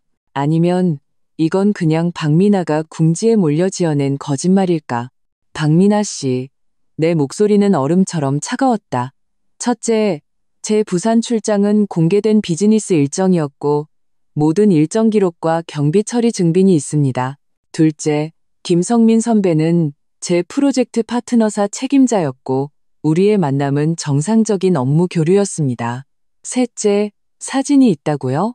좋아요. 얼마든지 공개하세요. 마침 모든 사람이 보는 앞에서 내가 어떻게 옛날 애인과 미래했는지 다 같이 구경이나 해보죠. 그리고 나도 궁금하네요. 당신 혹은 박준혁 씨가 어떤 불법적인 수단으로 내 일정 정보를 얻고 도찰을 했는지 이건 개인정보보호법 및 사생활 침해에 해당합니다. 법정에서 천천히 얘기해보죠. 나의 강경하고 논리적인 태도는 박미나의 예상을 완전히 벗어난 듯했다. 그녀는 아마 이 폭탄을 던지면 내가 당황하고 내 명예를 위해 타협할 것이라고 생각했겠지. 내가 전혀 동요하지 않고 오히려 그녀의 말꼬리를 잡아 법적 허점을 지적할 줄은 몰랐을 것이다. 거짓말. 당신 바람 피운 거 맞잖아. 박미나가 당황해서 아무 말이나 내뱉기 시작했다. 도혜진 씨, 날 너무 몰아붙이지 마요. 당신이 만약 우리 오빠를 빈털터리로 내쫓고 내 대출금을 끊어버리면 나 이 사진 인터넷에 다 뿌릴 거야. 당신 인생 망하게 할 거라고. 뿌려요. 지금 당장 가서 뿌려요. 나는 그녀의 말을 바로 끊었다. 목소리에는 숨길 수 없는 경멸이 담겨 있었다. 박미나 씨, 잘 들어요. 당신 대출금은 끊기는 게 맞아. 대출금뿐만 아니라 당신네 가족이 내게서 빨아먹은 피, 원금의 이자까지 쳐서 다 받아낼 거야. 당신이 말하는 그 사진과 루머 얼마든지 퍼뜨려봐. 과연 사람들이 신용불량자 신세인 당신 말을 믿을지 아니면 완벽한 증거 체인을 가진 피해자인 내 말을 믿을지. 그리고 하나 더 알려주죠. 명예훼손죄는 징계에 이심각하면 징역형을 받을 수도 있어요. 당신 그 대출 끊길 위기에 처한 집 때문에 감옥에 갈 가치가 있는지 잘 생각해봐요. 누가 겁먹을 줄 알고. 박미나의 목소리에는 이미 울음이 섞여 있었다. 허세임이 분명했다. 겁주는 건지 아닌지는 직접 해보면 알겠죠. No. 나는 더 이상 그녀와 말을 섞지 않았다. 마지막으로 경고하는데 2번 다시나 괴롭히지 마. 다음번에 당신과 통화하는 사람은 내 변호사일 테니까. 말을 마치고 나는 바로 전화를 끊었다. 이런 저급한 날조와 협박은 내 지성에 대한 모욕이다. 박씨 집안의 궁지에 몰린 모습은 정말이지 가련하고도 우스꽝스러웠다. 박미나라는 작은 소동을 처리하고 나니 최지훈에게서 전화가 걸려왔다. 목소리에는 흥분과 심각함이 섞여 있었다. 혜진아, 이수진 쪽에서 중대한 발견이 있었어. 뭔데? 그 2억 원 자금의 최종 출처를 추적했어. 몇 번의 자금 세탁을 거쳤지만 최종적으로는 박준혁 외삼촌이 운영하는 그 건설회사의 하청업체 계좌를 가리키고 있었어. 그리고 시점도 박미나의 아파트 계약금이 지불된 지 일주일 후였고, 최지윤은 잠시 말을 멈췄다가 목소리를 낮추며 말했다. 더 중요한 건 우리 사람이 이수진의 먼 친척과 접촉했는데 충격적인 소식을 들었어. 이수진과 박준혁 사이에 아이가 있을 가능성이 있대. 이미 3살이고 계속 시골에 숨겨두고 이수진 부모님이 키우고 있다고. 이 소식은 내 머릿속에서 천둥처럼 터져 나왔다. 아이가 있다고? 3살? 그렇다면 나와 박준혁이 결혼한 지 얼마 되지 않아. 그는 이미 바람을 피웠고 심지어 내연녀와 아이까지 낳았다는 말인가? 이전의 모든 추측과 분노는 이 순간 잔혹하고 명백한 답을 찾았다. 매달 이수진에게 고정적으로 이체한 돈은 단순한 스폰서 비용이 아니었다. 아이의 양육비였을 가능성이 높다. 박준혁은 내 돈으로 자기 온 가족을 부양했을 뿐만 아니라 내 돈으로 자기 내연녀와 사생아까지 키우고 있었던 것이다. 뼈속까지 파고드는 한기가 심장에서부터 사지로 퍼져나갔다. 나는 내 손가락이 미세하게 떨리는 것을 느꼈다. 슬픔 때문이 아니었다. 극도의 역겨움과 기만당했다는 치욕감 때문이었다. 나 도혜진, 반평생을 영리하게 살아왔다고 자부했는데 이런 남자에게 마치 웃음거리처럼 이렇게 오랫동안 속아왔다니. 혜진아, 듣고 있어? 괜찮아? 최지훈이 걱정스럽게 물었다. 나는 심호흡을 하며 들끓는 감정을 억지로 억눌렀다. 목소리는 극도의 자제심 때문에 약간 쉬어 있었다. 괜찮아. 그 소식 확실한 거야? 친척이 한 말이야. 아주 구체적이었어. 아이의 외모도 묘사했는데 박준혁을 아주 많이 닮았다고 해. 지금 아이의 구체적인 정보와 DNA 증거를 확보하려고 노력 중인데 시간이 좀 걸리고 어려움이 있을 수 있어. 최지훈이 신중하게 말했다. 조사해줘. 어떤 대가를 치르더라도 확실하게 조사해줘. 내 손톱이 손바닥을 깊게 파고들었다. 고통이 나를 깨어있게 했다. 만약 정말 아이가 있다면 이것은 박준혁의 혼인 중 부정행위와 장기간의 기만을 증명하는 철벽 같은 증거가 된다. 재산 분할과 양육비 물론 그가 돈이 있을 리 없겠지만 문제에서 우리는 절대적으로 유리한 위치를 차지하게 될 것이다. 알았어. 바로 인력을 더 투입할게. 최지훈의 목소리가 단호해졌다. 그리고 박준혁 외삼촌 회사 건도 실마리가 보이고 있어. 그 녹화 사업의 실제 담당자가 압박을 많이 받았는지 입을 열 기미를 보이고 있대. 양쪽에서 동시에 압박하면 곧 진실이 밝혀질 거야. 전화를 끊고 나는 오랫동안 평정을 되찾지 못했다. 아이라는 이 갑작스러운 소식은 어떤 재산상의 손실보다도 나를 더 아프게 했다.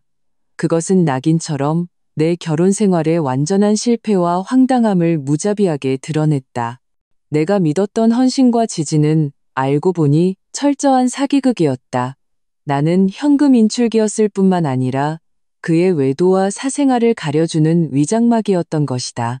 박준혁, 당신 정말 대단하구나. 나는 와인 캐비닛으로 가서 가장 독한 위스키 한 잔을 따랐다. 단숨에 들이켰다. 뜨거운 액체가 목구멍을 타고 내려갔지만 내 얼어붙은 마음을 덮이지는 못했다. 인간의 추악함은 정말 끝이 없구나. 이제 나는 단순히 이혼하고 내 돈을 되찾는 것만으로는 부족하다. 나는 모든 진실을 밝혀내고 박준혁, 김순자, 박미나 그리고 이 사기극에 가담한 모든 사람이 그들이 내게 안겨준 치욕과 상처에 대해 가장 무거운 대가를 치르게 할 것이다. 이 전쟁은 이제 어느 한쪽이 죽기 전에는 끝나지 않는다. 박미나의 날조 협박은 바다에 던진 돌멩이처럼 아무런 파장도 일으키지 못했다. 오히려 내가 명예훼손죄로 맞대응하자 겁을 먹고 완전히 자취를 감췄다. 소문에 의하면 그녀는 집에 돌아가 울고불고 난리를 치며 나 하나 제대로 처리하지 못해 자기 대출금이 끊기고 집이 은행에 넘어가게 생겼다며 모든 원망을 김순자와 박준혁에게 쏟아부었다고 한다. 박준혁 쪽은 회사에서 대기 발령을 받은 후 완전히 뜨거운 냄비 위에 개미 신세가 되었다. 변호사 레터는 그의 머리 위에 걸린 사형 선고와 같았다. 그는 온갖 번호로 내게 연락을 시도했다. 처음에는 협박과 공갈, 나중에는 통곡과 무릎 꿇고 비는 애원, 심지어 수천자에 달하는 참회로까지 보내왔다. 그는 이 가정에 대한 미련, 내게 남은 애정, 그리고 이수진과의 관계를 완전히 끊겠다고 눈물로 호소했다. 그는 여전히 그 관계를 가볍게 포장하며 내가 소송만 취하해주면 살 길이 열릴 것이라고 믿는 듯했다. 참회? 이제 와서 참회라고? 그가 이수진과 달콤한 시간을 보내고 그들 가족이 내 돈으로 호의호식하고 그의 그 존재할지도 모르는 사생아가 다른 사람을 아빠라고 부를 때 그는 왜 참회를 생각하지 않았을까? 나는 그의 모든 메시지를 읽고 답장하지 않았고 모든 전화를 바로 거절하고 차단했다. 그의 연기는 나를 더욱 역겹고 가련하게 만들 뿐이었다. 성인은 자신의 선택에 대한 대가를 치러야 한다. 폭풍의 눈은 잠시 박씨 집안 내부로 옮겨간 듯했다.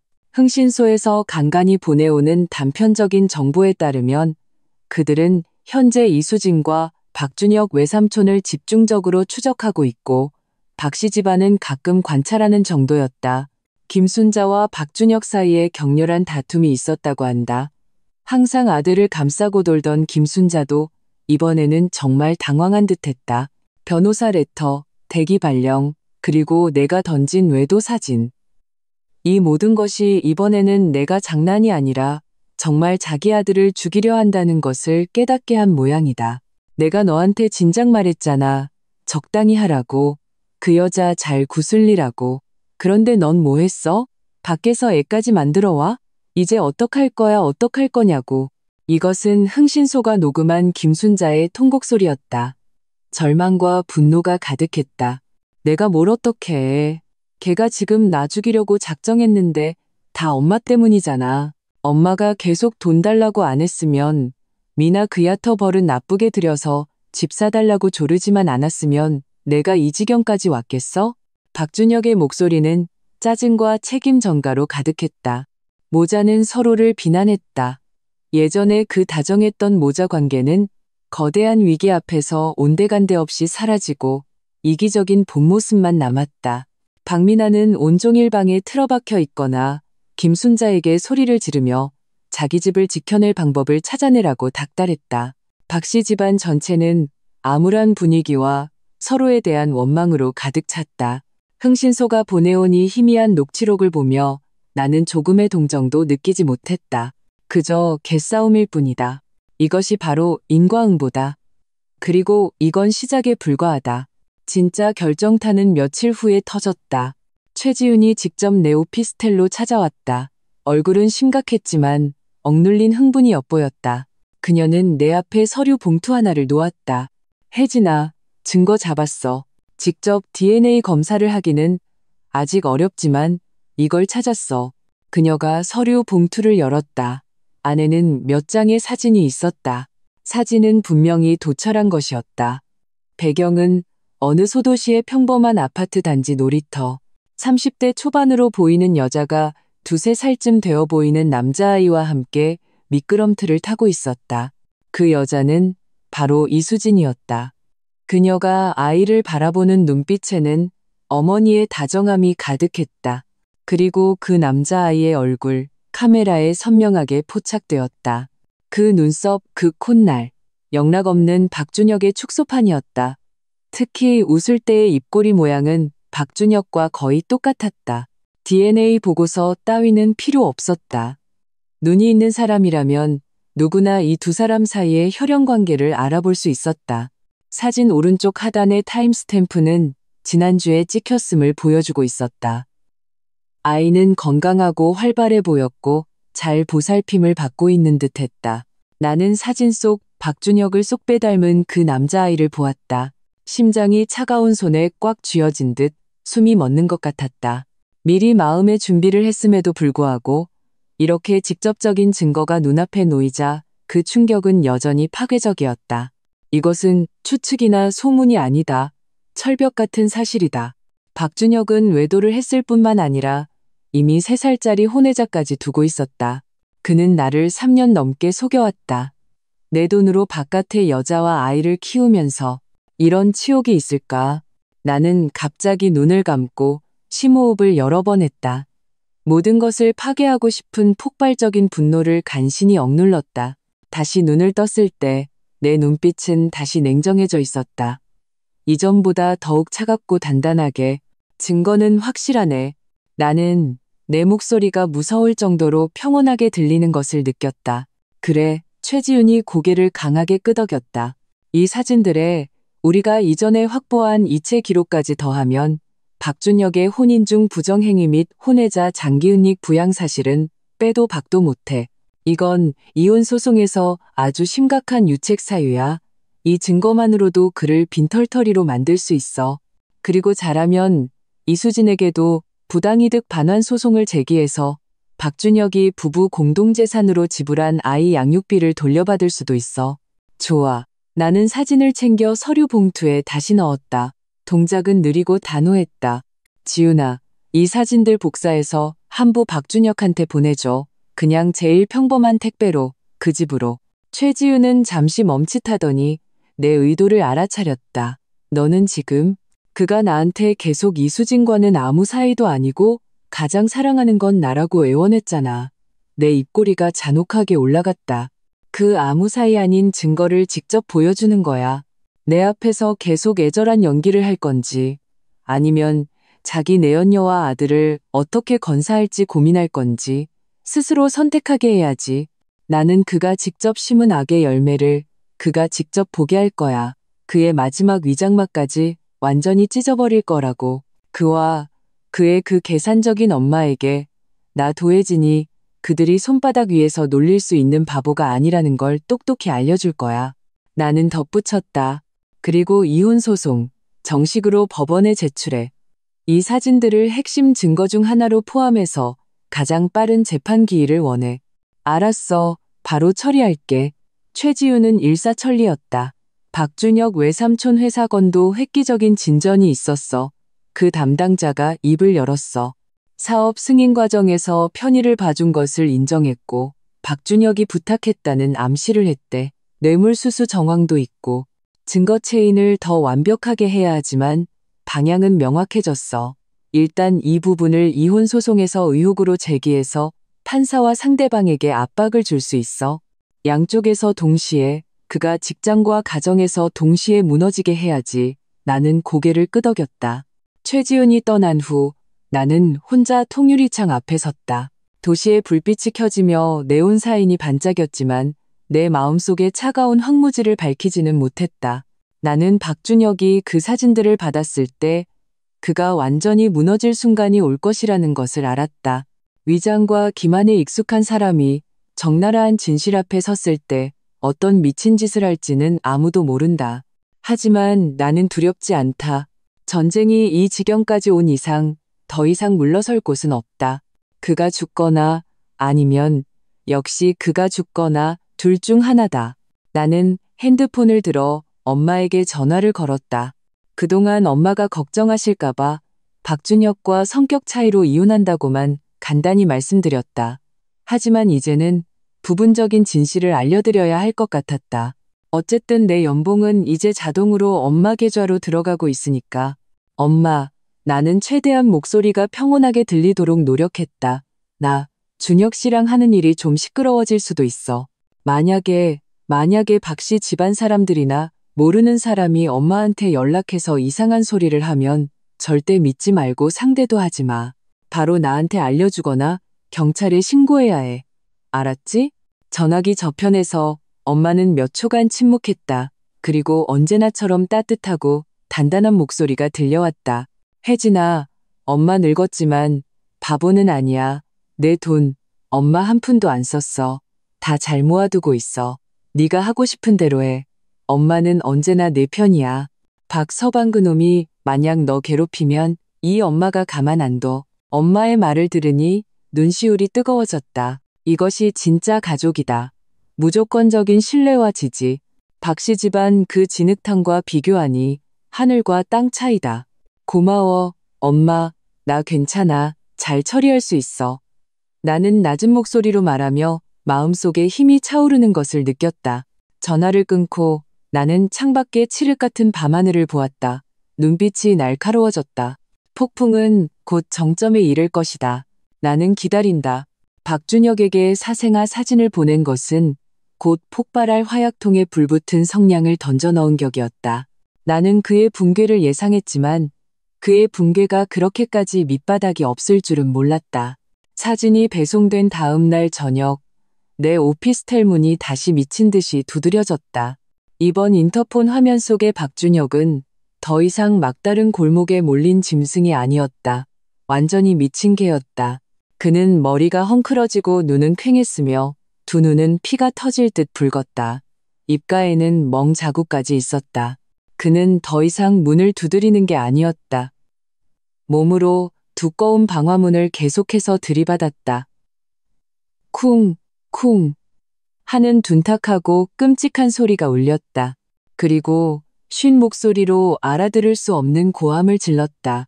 도해진 이 독한 년, 나와 죽여버릴 거야. 너 잘 되나 보자. 내 사진 돌려줘. 그 애는 내 아들이야. 건드리지 마. 문 열어. 이 쌍년아. 안에 있는 거 다 알아. 나와서 같이 죽자. 너의 그 소동은 이전의 어떤 때보다도 끔찍했다. 나는 그 튼튼한 문이 그의 자살적인 충격을 견딜 수 있을지 걱정될 정도였다. 이웃들은 분명히 또 놀랐을 것이다. 나는 여전히 문을 열지 않았지만 이번에는 즉시 경찰에 신고했다. 그리고 문 밖의 남자가 정신 이상 상태로 보이며 폭력적인 파괴 행위와 함께 살해 협박을 하고 있어 내 신변에 심각한 위협을 받고 있다고 명확히 알렸다. 경찰을 기다리는 동안 나는 인터폰을 통해 극한까지 차가워진 목소리로 그에게 말했다. 박준혁 씨, 지금 당신 꼴 좀 봐요.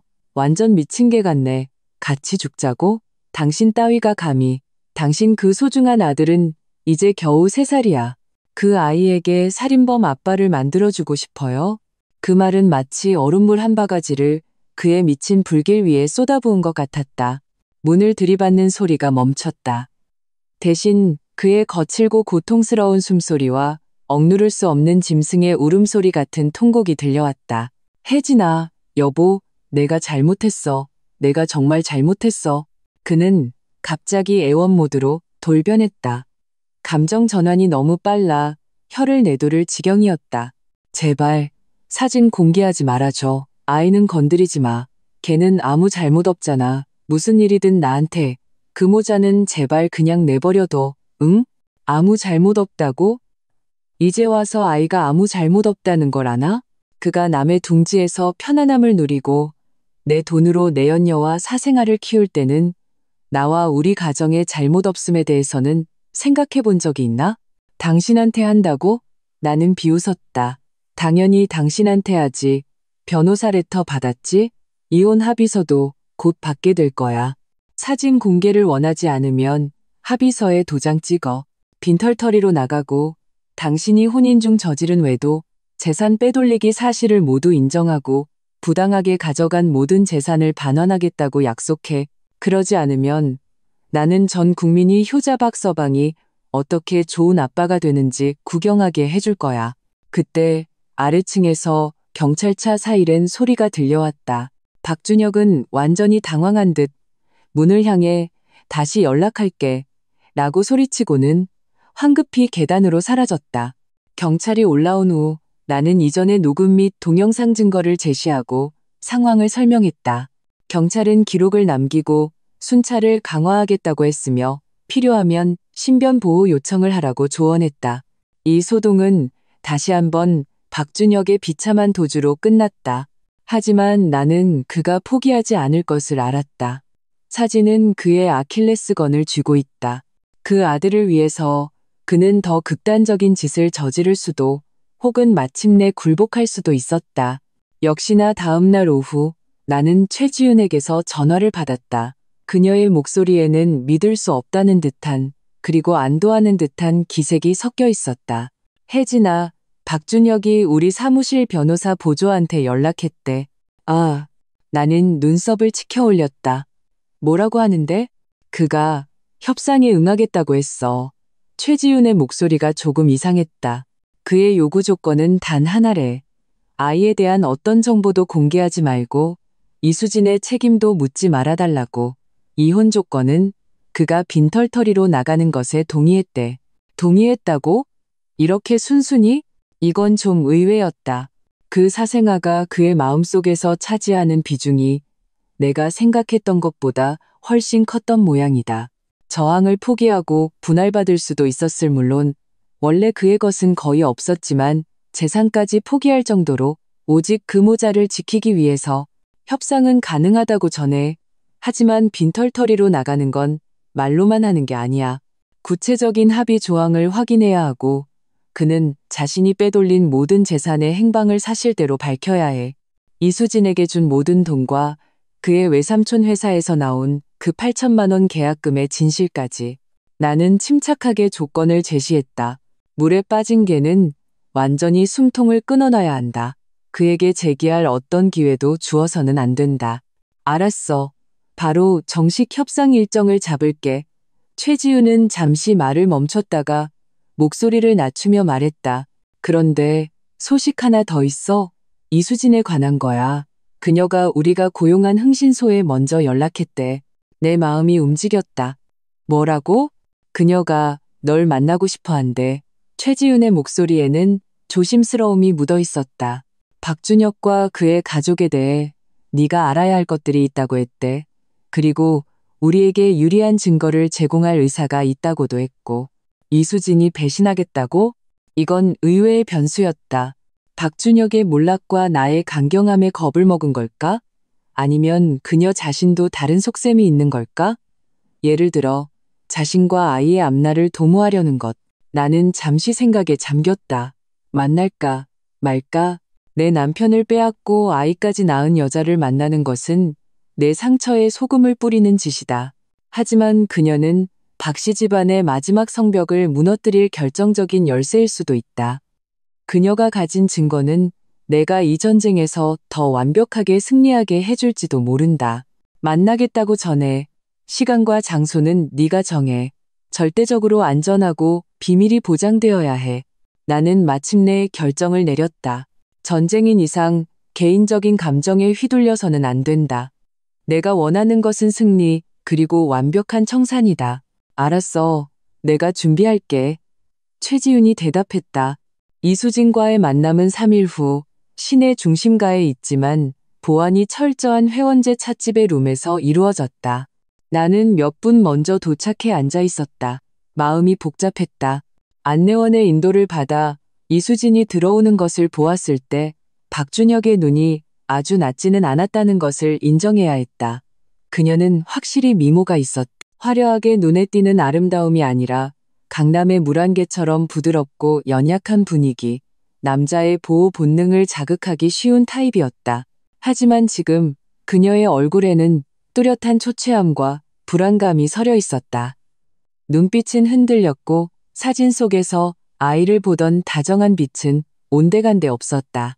그녀는 내 맞은편에 앉아 긴장한 듯 옷자락을 만지작거리며 내 눈을 똑바로 쳐다보지 못했다. 도혜진 씨. 그녀의 목소리는 가늘고 떨렸다. 이수진 씨. 나는 단도직입적으로 말했다. 인사치레할 마음은 없었다. 할 얘기가 있다고 들었습니다. 이수진은 고개를 들어 재빨리 나를 한번 쳐다보고는 다시 고개를 숙였다. 큰 결심이라도 한 듯 말을 시작했다. 준혁 씨, 박준혁 씨, 그리고 그 어머니, 그 집안 사람들 다 사기꾼이에요. 그녀는 더듬거리며 이야기를 시작했다. 그녀는 처음에 박준혁을 만날 때 그가 결혼한 사실을 몰랐다고 했다. 나중에 알게 되었지만 그때는 이미 임신한 상태였다고. 박준혁과 김순자는 그녀를 구슬렸다. 나와 박준혁의 사이는 이미 파탄 났고 곧 이혼할 것이라고. 이혼하면 바로 그녀와 결혼해서 아이에게 제대로 된 가정을 만들어주겠다고 약속했다고 한다. 김순자 어머님, 그분은 제 존재도 아이의 존재도 계속 알고 계셨어요. 이수진의 눈에서 눈물이 떨어졌다. 반대하기는커녕 자주 아이를 보러 오셔서 선물도 사주셨어요.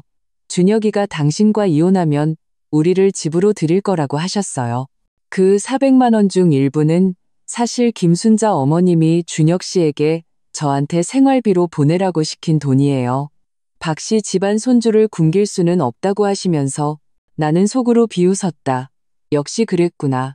나를 친딸처럼 생각한다고 입에 발린 소리를 하던 그 좋은 시어머니는 사생아의 존재를 이미 알고 있었을 뿐만 아니라 묵인하고 심지어 조장했을지도 모른다. 그녀의 눈에는 손주가 보물이고 황금알을 낳는 며느리인 나는 그저 당분간 구슬려야 할 돈주머니였을 뿐이다. 그리고 박미나 씨 아파트 계약금 8천만 원. 이수진은 마치 하소연할 곳이라도 찾은 듯 계속해서 말했다. 그 돈 외삼촌이 준 게 아니에요. 김순자 어머님이 박준혁 씨한테 어떻게든 마련해 오라고 시킨 돈이에요. 김순자 어머님이 남편이랑 평생 모은 돈에 그동안 당신한테서 뜯어낸 돈까지 합쳐서 대부분을 만들고 나머지는 박준혁 씨가 외삼촌한테 부탁해서 공사 대금인 것처럼 꾸민 거예요. 당신이 의심하지 못하게 하려고. 그랬던 거였군. 그 8천만 원은 결국 나도혜진의 돈이었다. 그들 박씨 집안이 상하를 막론하고 합심해서 온갖 수단으로 내게서 뜯어낸 돈. 김순자가 이 모든 것의 총감독이었고 박준혁은 실행자, 박미나는 수혜자였다. 그리고 이수진과 그녀의 아이는 김순자가 아들을 묶어두고 대를 잇기 위해 놓은 또 다른 장기말이었을 뿐이다. 이 집안은 늙은이부터 젊은이까지 안팎으로 완전히 썩어 문드러졌다. 당신이 하는 말 증거가 있습니까? 나는 치밀어 오르는 역겨움을 억누르고 침착하게 물었다. 있어요, 있어요. 이수진은 서둘러 가방에서 낡은 스마트폰 하나를 꺼냈다. 김순자 어머님과 나눈 카톡 대화, 그리고 몇 번 그분이 아이 보러 오셨을 때 몰래 녹음한 거, 박준혁 씨가 저한테 돈 보낸 기록 다 가지고 있어요. 제가 예전에는 바보 같았죠. 언젠가는 그 집에 들어갈 수 있을 거라고 믿었어요. 하지만 이제 똑똑히 알았어요. 그 집안 사람들 다 저를 이용한 거예요. 박준혁 씨는 기댈 수 없는 사람이고요. 도혜진 씨, 제가 당신께 잘못한 거 알아요. 용서해달라고는 못하겠어요. 제발 아이한테만은 화풀이하지 말아주세요. 나중에 우리 모자가 조용히 살 수 있게만 해주세요. 나는 눈앞에서 울고 있는 이 여자를 보며 복잡한 심경을 느꼈다.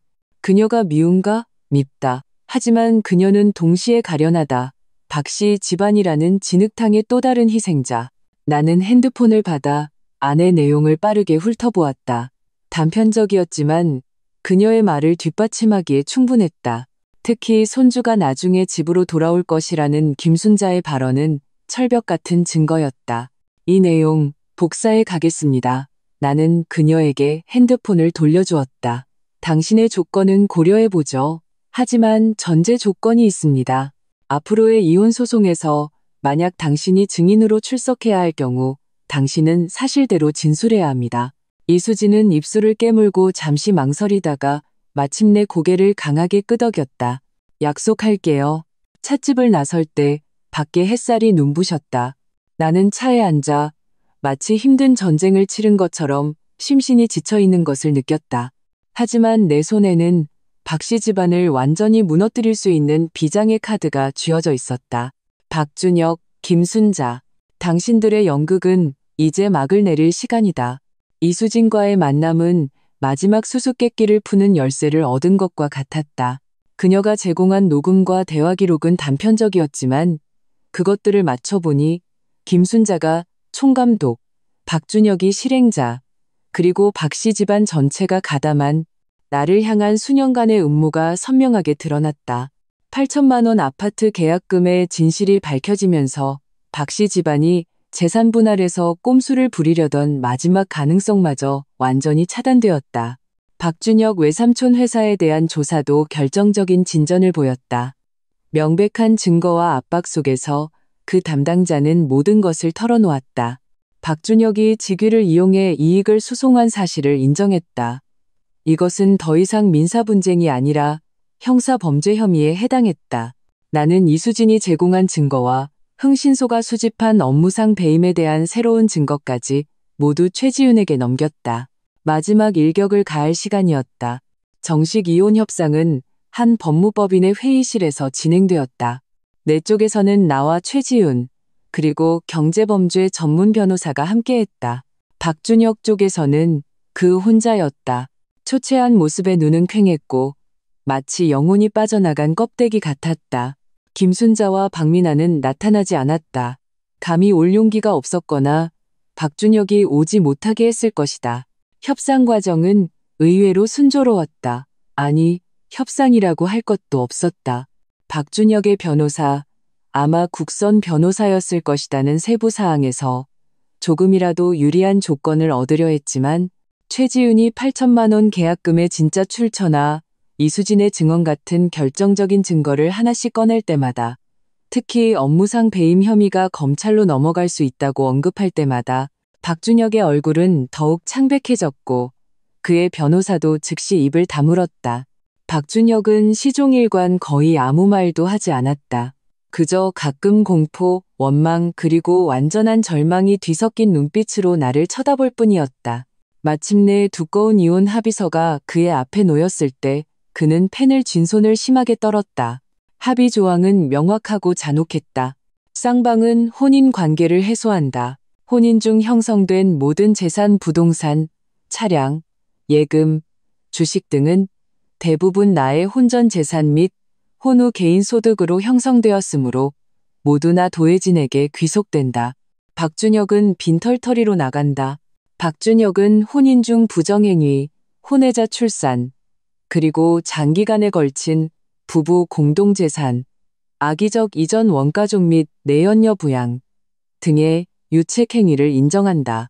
박준혁은 확인된 이전 재산 총 12억여 원, 김순자에게 매달 보낸 400만 원, 이수진에게 보낸 돈, 박민아 아파트 계약금 8천만 원 등을 반환할 것을 약속한다. 구체적인 금액은 최종 회계 감사를 따르며 1년 내에 지불해야 하고 연체 시 강제 집행 및 고액의 이자가 부과된다. 나는 박준혁의 업무상 배임 행위에 대한 법적 책임을 물을 권리를 유보한다. 이 조항은 그가 재산 반환에서 꼼수를 부리지 못하게 하는 다모클레스의 검이었다. 그는 오랫동안 망설였다. 변호사가 재촉할 정도로. 마침내 그는 온몸의 힘을 다 짜내듯 서명이 필요한 모든 곳에 자신의 이름을 적었다. 글씨는 비뚤비뚤했고 마치 그의 마지막 생기까지 빨아들인 듯했다. 서명을 마친 그는 의자에 녹아내리듯 주저앉았다. 나는 내 몫의 합의서를 들어 꼼꼼히 확인한 후 서류 가방에 넣었다. 그리고 일어섰다. 한때 내 남편이었던 그 남자를 다시는 쳐다보지 않았다. 가자, 지훈아. 내 목소리는 조용한 회의실에서 유난히 선명하게 울렸다. 법무법인 건물을 나서자 밖은 햇살이 찬란하고 차들이 분주했다. 나는 신선하고 자유로운 공기를 깊이 들이마셨다. 수년간 내 가슴을 짓누르던 거대한 돌덩이가 마침내 완전히 치워진 기분이었다. 끝났네. 최지훈이 내 팔짱을 끼며 힘주어 잡았다. 아니, 나는 고개를 저으며 멀리 푸른 하늘을 보았다. 이제 시작이야. 이혼 절차는 법원의 신속 처리 절차를 통해 금방 공식적으로 효력을 발휘했다. 나는 사생아의 정보를 공개하지 않고 약속을 지켰다. 이것은 자비심 때문이 아니었다. 아이를 무기로 삼을 만큼 비열하고 싶지 않았기 때문이다. 나의 승리는 그런 기반 위에 세워질 필요가 없었다. 게다가 이 약점을 남겨두어야만 박준혁과 그의 가족이 영원히 불안 속에서 살게 될 테니까. 박준혁에 대한 응징은 이제 막 시작되었다. 그의 업무상 배임 혐의 증거가 명백했기에 비록 내가 당장 형사 절차를 밟지는 않았지만 이혼 합의 이행을 위한 담보로 남겨두었다. 그의 회사는 내부 감사 후 그를 해고했다.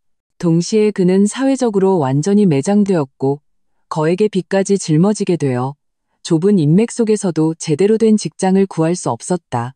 소문에 의하면 그는 결국 친구의 창고에서 물건을 관리하며 근근히 살아가고 있다고 한다.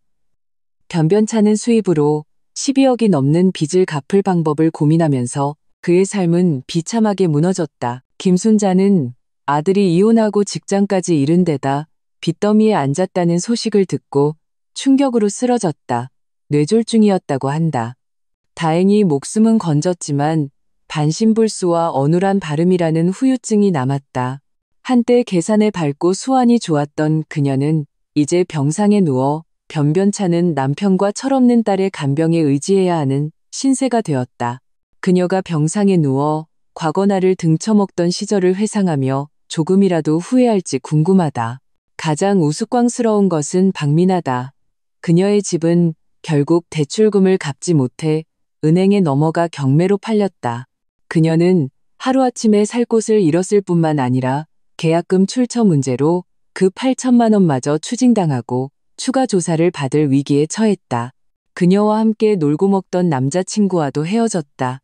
소문에 의하면 지금은 도시 외곽의 작은 원룸에서 아르바이트를 하며 살고 가끔 병든 어머니를 돌보고 새아버지의 눈치를 봐야 한다고 한다. 다시는 강남 사모님 행세를 할 수 없게 되었다.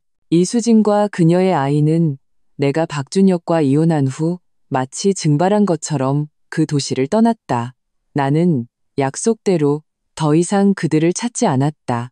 아마 그녀에게는 이 시끄러운 곳을 떠나 새로 시작하는 것이 최선의 선택이었을 것이다. 다만 박준혁의 아이를 데리고 그녀의 앞날이 어떨지는 알 수 없다. 하지만 그건 더 이상 나와 상관없는 일이다. 나는 내 연봉의 일부와 그동안 모아둔 돈으로 내가 좋아하는 바닷가 도시에 해가 뜨는 것을 볼 수 있는 빌라를 샀다. 나는 엄마를 그곳으로 모셨다. 엄마는 더 이상 나 때문에 마음 졸이지 않으시고 매일 꽃을 가꾸고 이웃과 담소를 나누며 얼굴에 편안한 미소를 되찾으셨다. 나는 여전히 회사에서 이사로 일하고 연봉도 계속 올랐다. 하지만 나는 더 이상 일만 하는 돈 버는 기계가 아니다. 나는 삶을 즐기는 법을 배웠다. 규칙적으로 운동하고 여행하고 꽃꽂이와 스쿠버 다이빙을 배웠다. 내 주변에는 더 이상 가식적인 친척들이 아니라 진정으로 마음이 맞는 친구들이 모였다. 가끔 옛 지인들을 통해 박씨 집안의 단편적인 소식을 듣게 된다. 그들의 몰락과 비참함을 확인하는 내용들이다. 하지만 나는 그저 흘려들을 뿐이다. 나와는 상관없는 먼 나라 이야기처럼 1년 후 한 산업포럼의 만찬회에서 나는 연사로 참석했다. 고급 드레스를 입고 자신감 있고 여유로운 모습으로 빛나고 있었다. 객석 아래에서 나는 우연히 낯익으면서도 낯선 그림자를 보았다. 박준혁이었다. 그는 어떤 작은 협력업체의 대표로 참석한 듯 몸에 맞지 않는 양복을 입고 와인잔을 든 채 어떤 사장에게 다가가 말을 걸려 했지만 귀찮다는 듯 손짓에 밀려났다. 그는 고개를 들다가 많은 사람들에게 둘러싸여 있는 나를 보았다. 그의 눈빛은 순간 복잡하게 변했다. 충격, 부끄러움, 후회. 마침내 모든 것이 잿빛 절망으로 변했다. 그는 황급히 고개를 숙이고 어깨를 움츠린 채 구석으로 사라졌다. 나는 담담하게 시선을 거두고 와인잔을 들어 옆에 친구와 가볍게 부딪혔다. 잔 속의 호박색 액체가 불빛 아래 매혹적인 빛을 내며 흔들렸다. 과거는 이미 지나갔다. 미래의 모든 날은 새롭다. 도해진 한 사람을 위한 눈부신 이야기가 펼쳐질 것이다.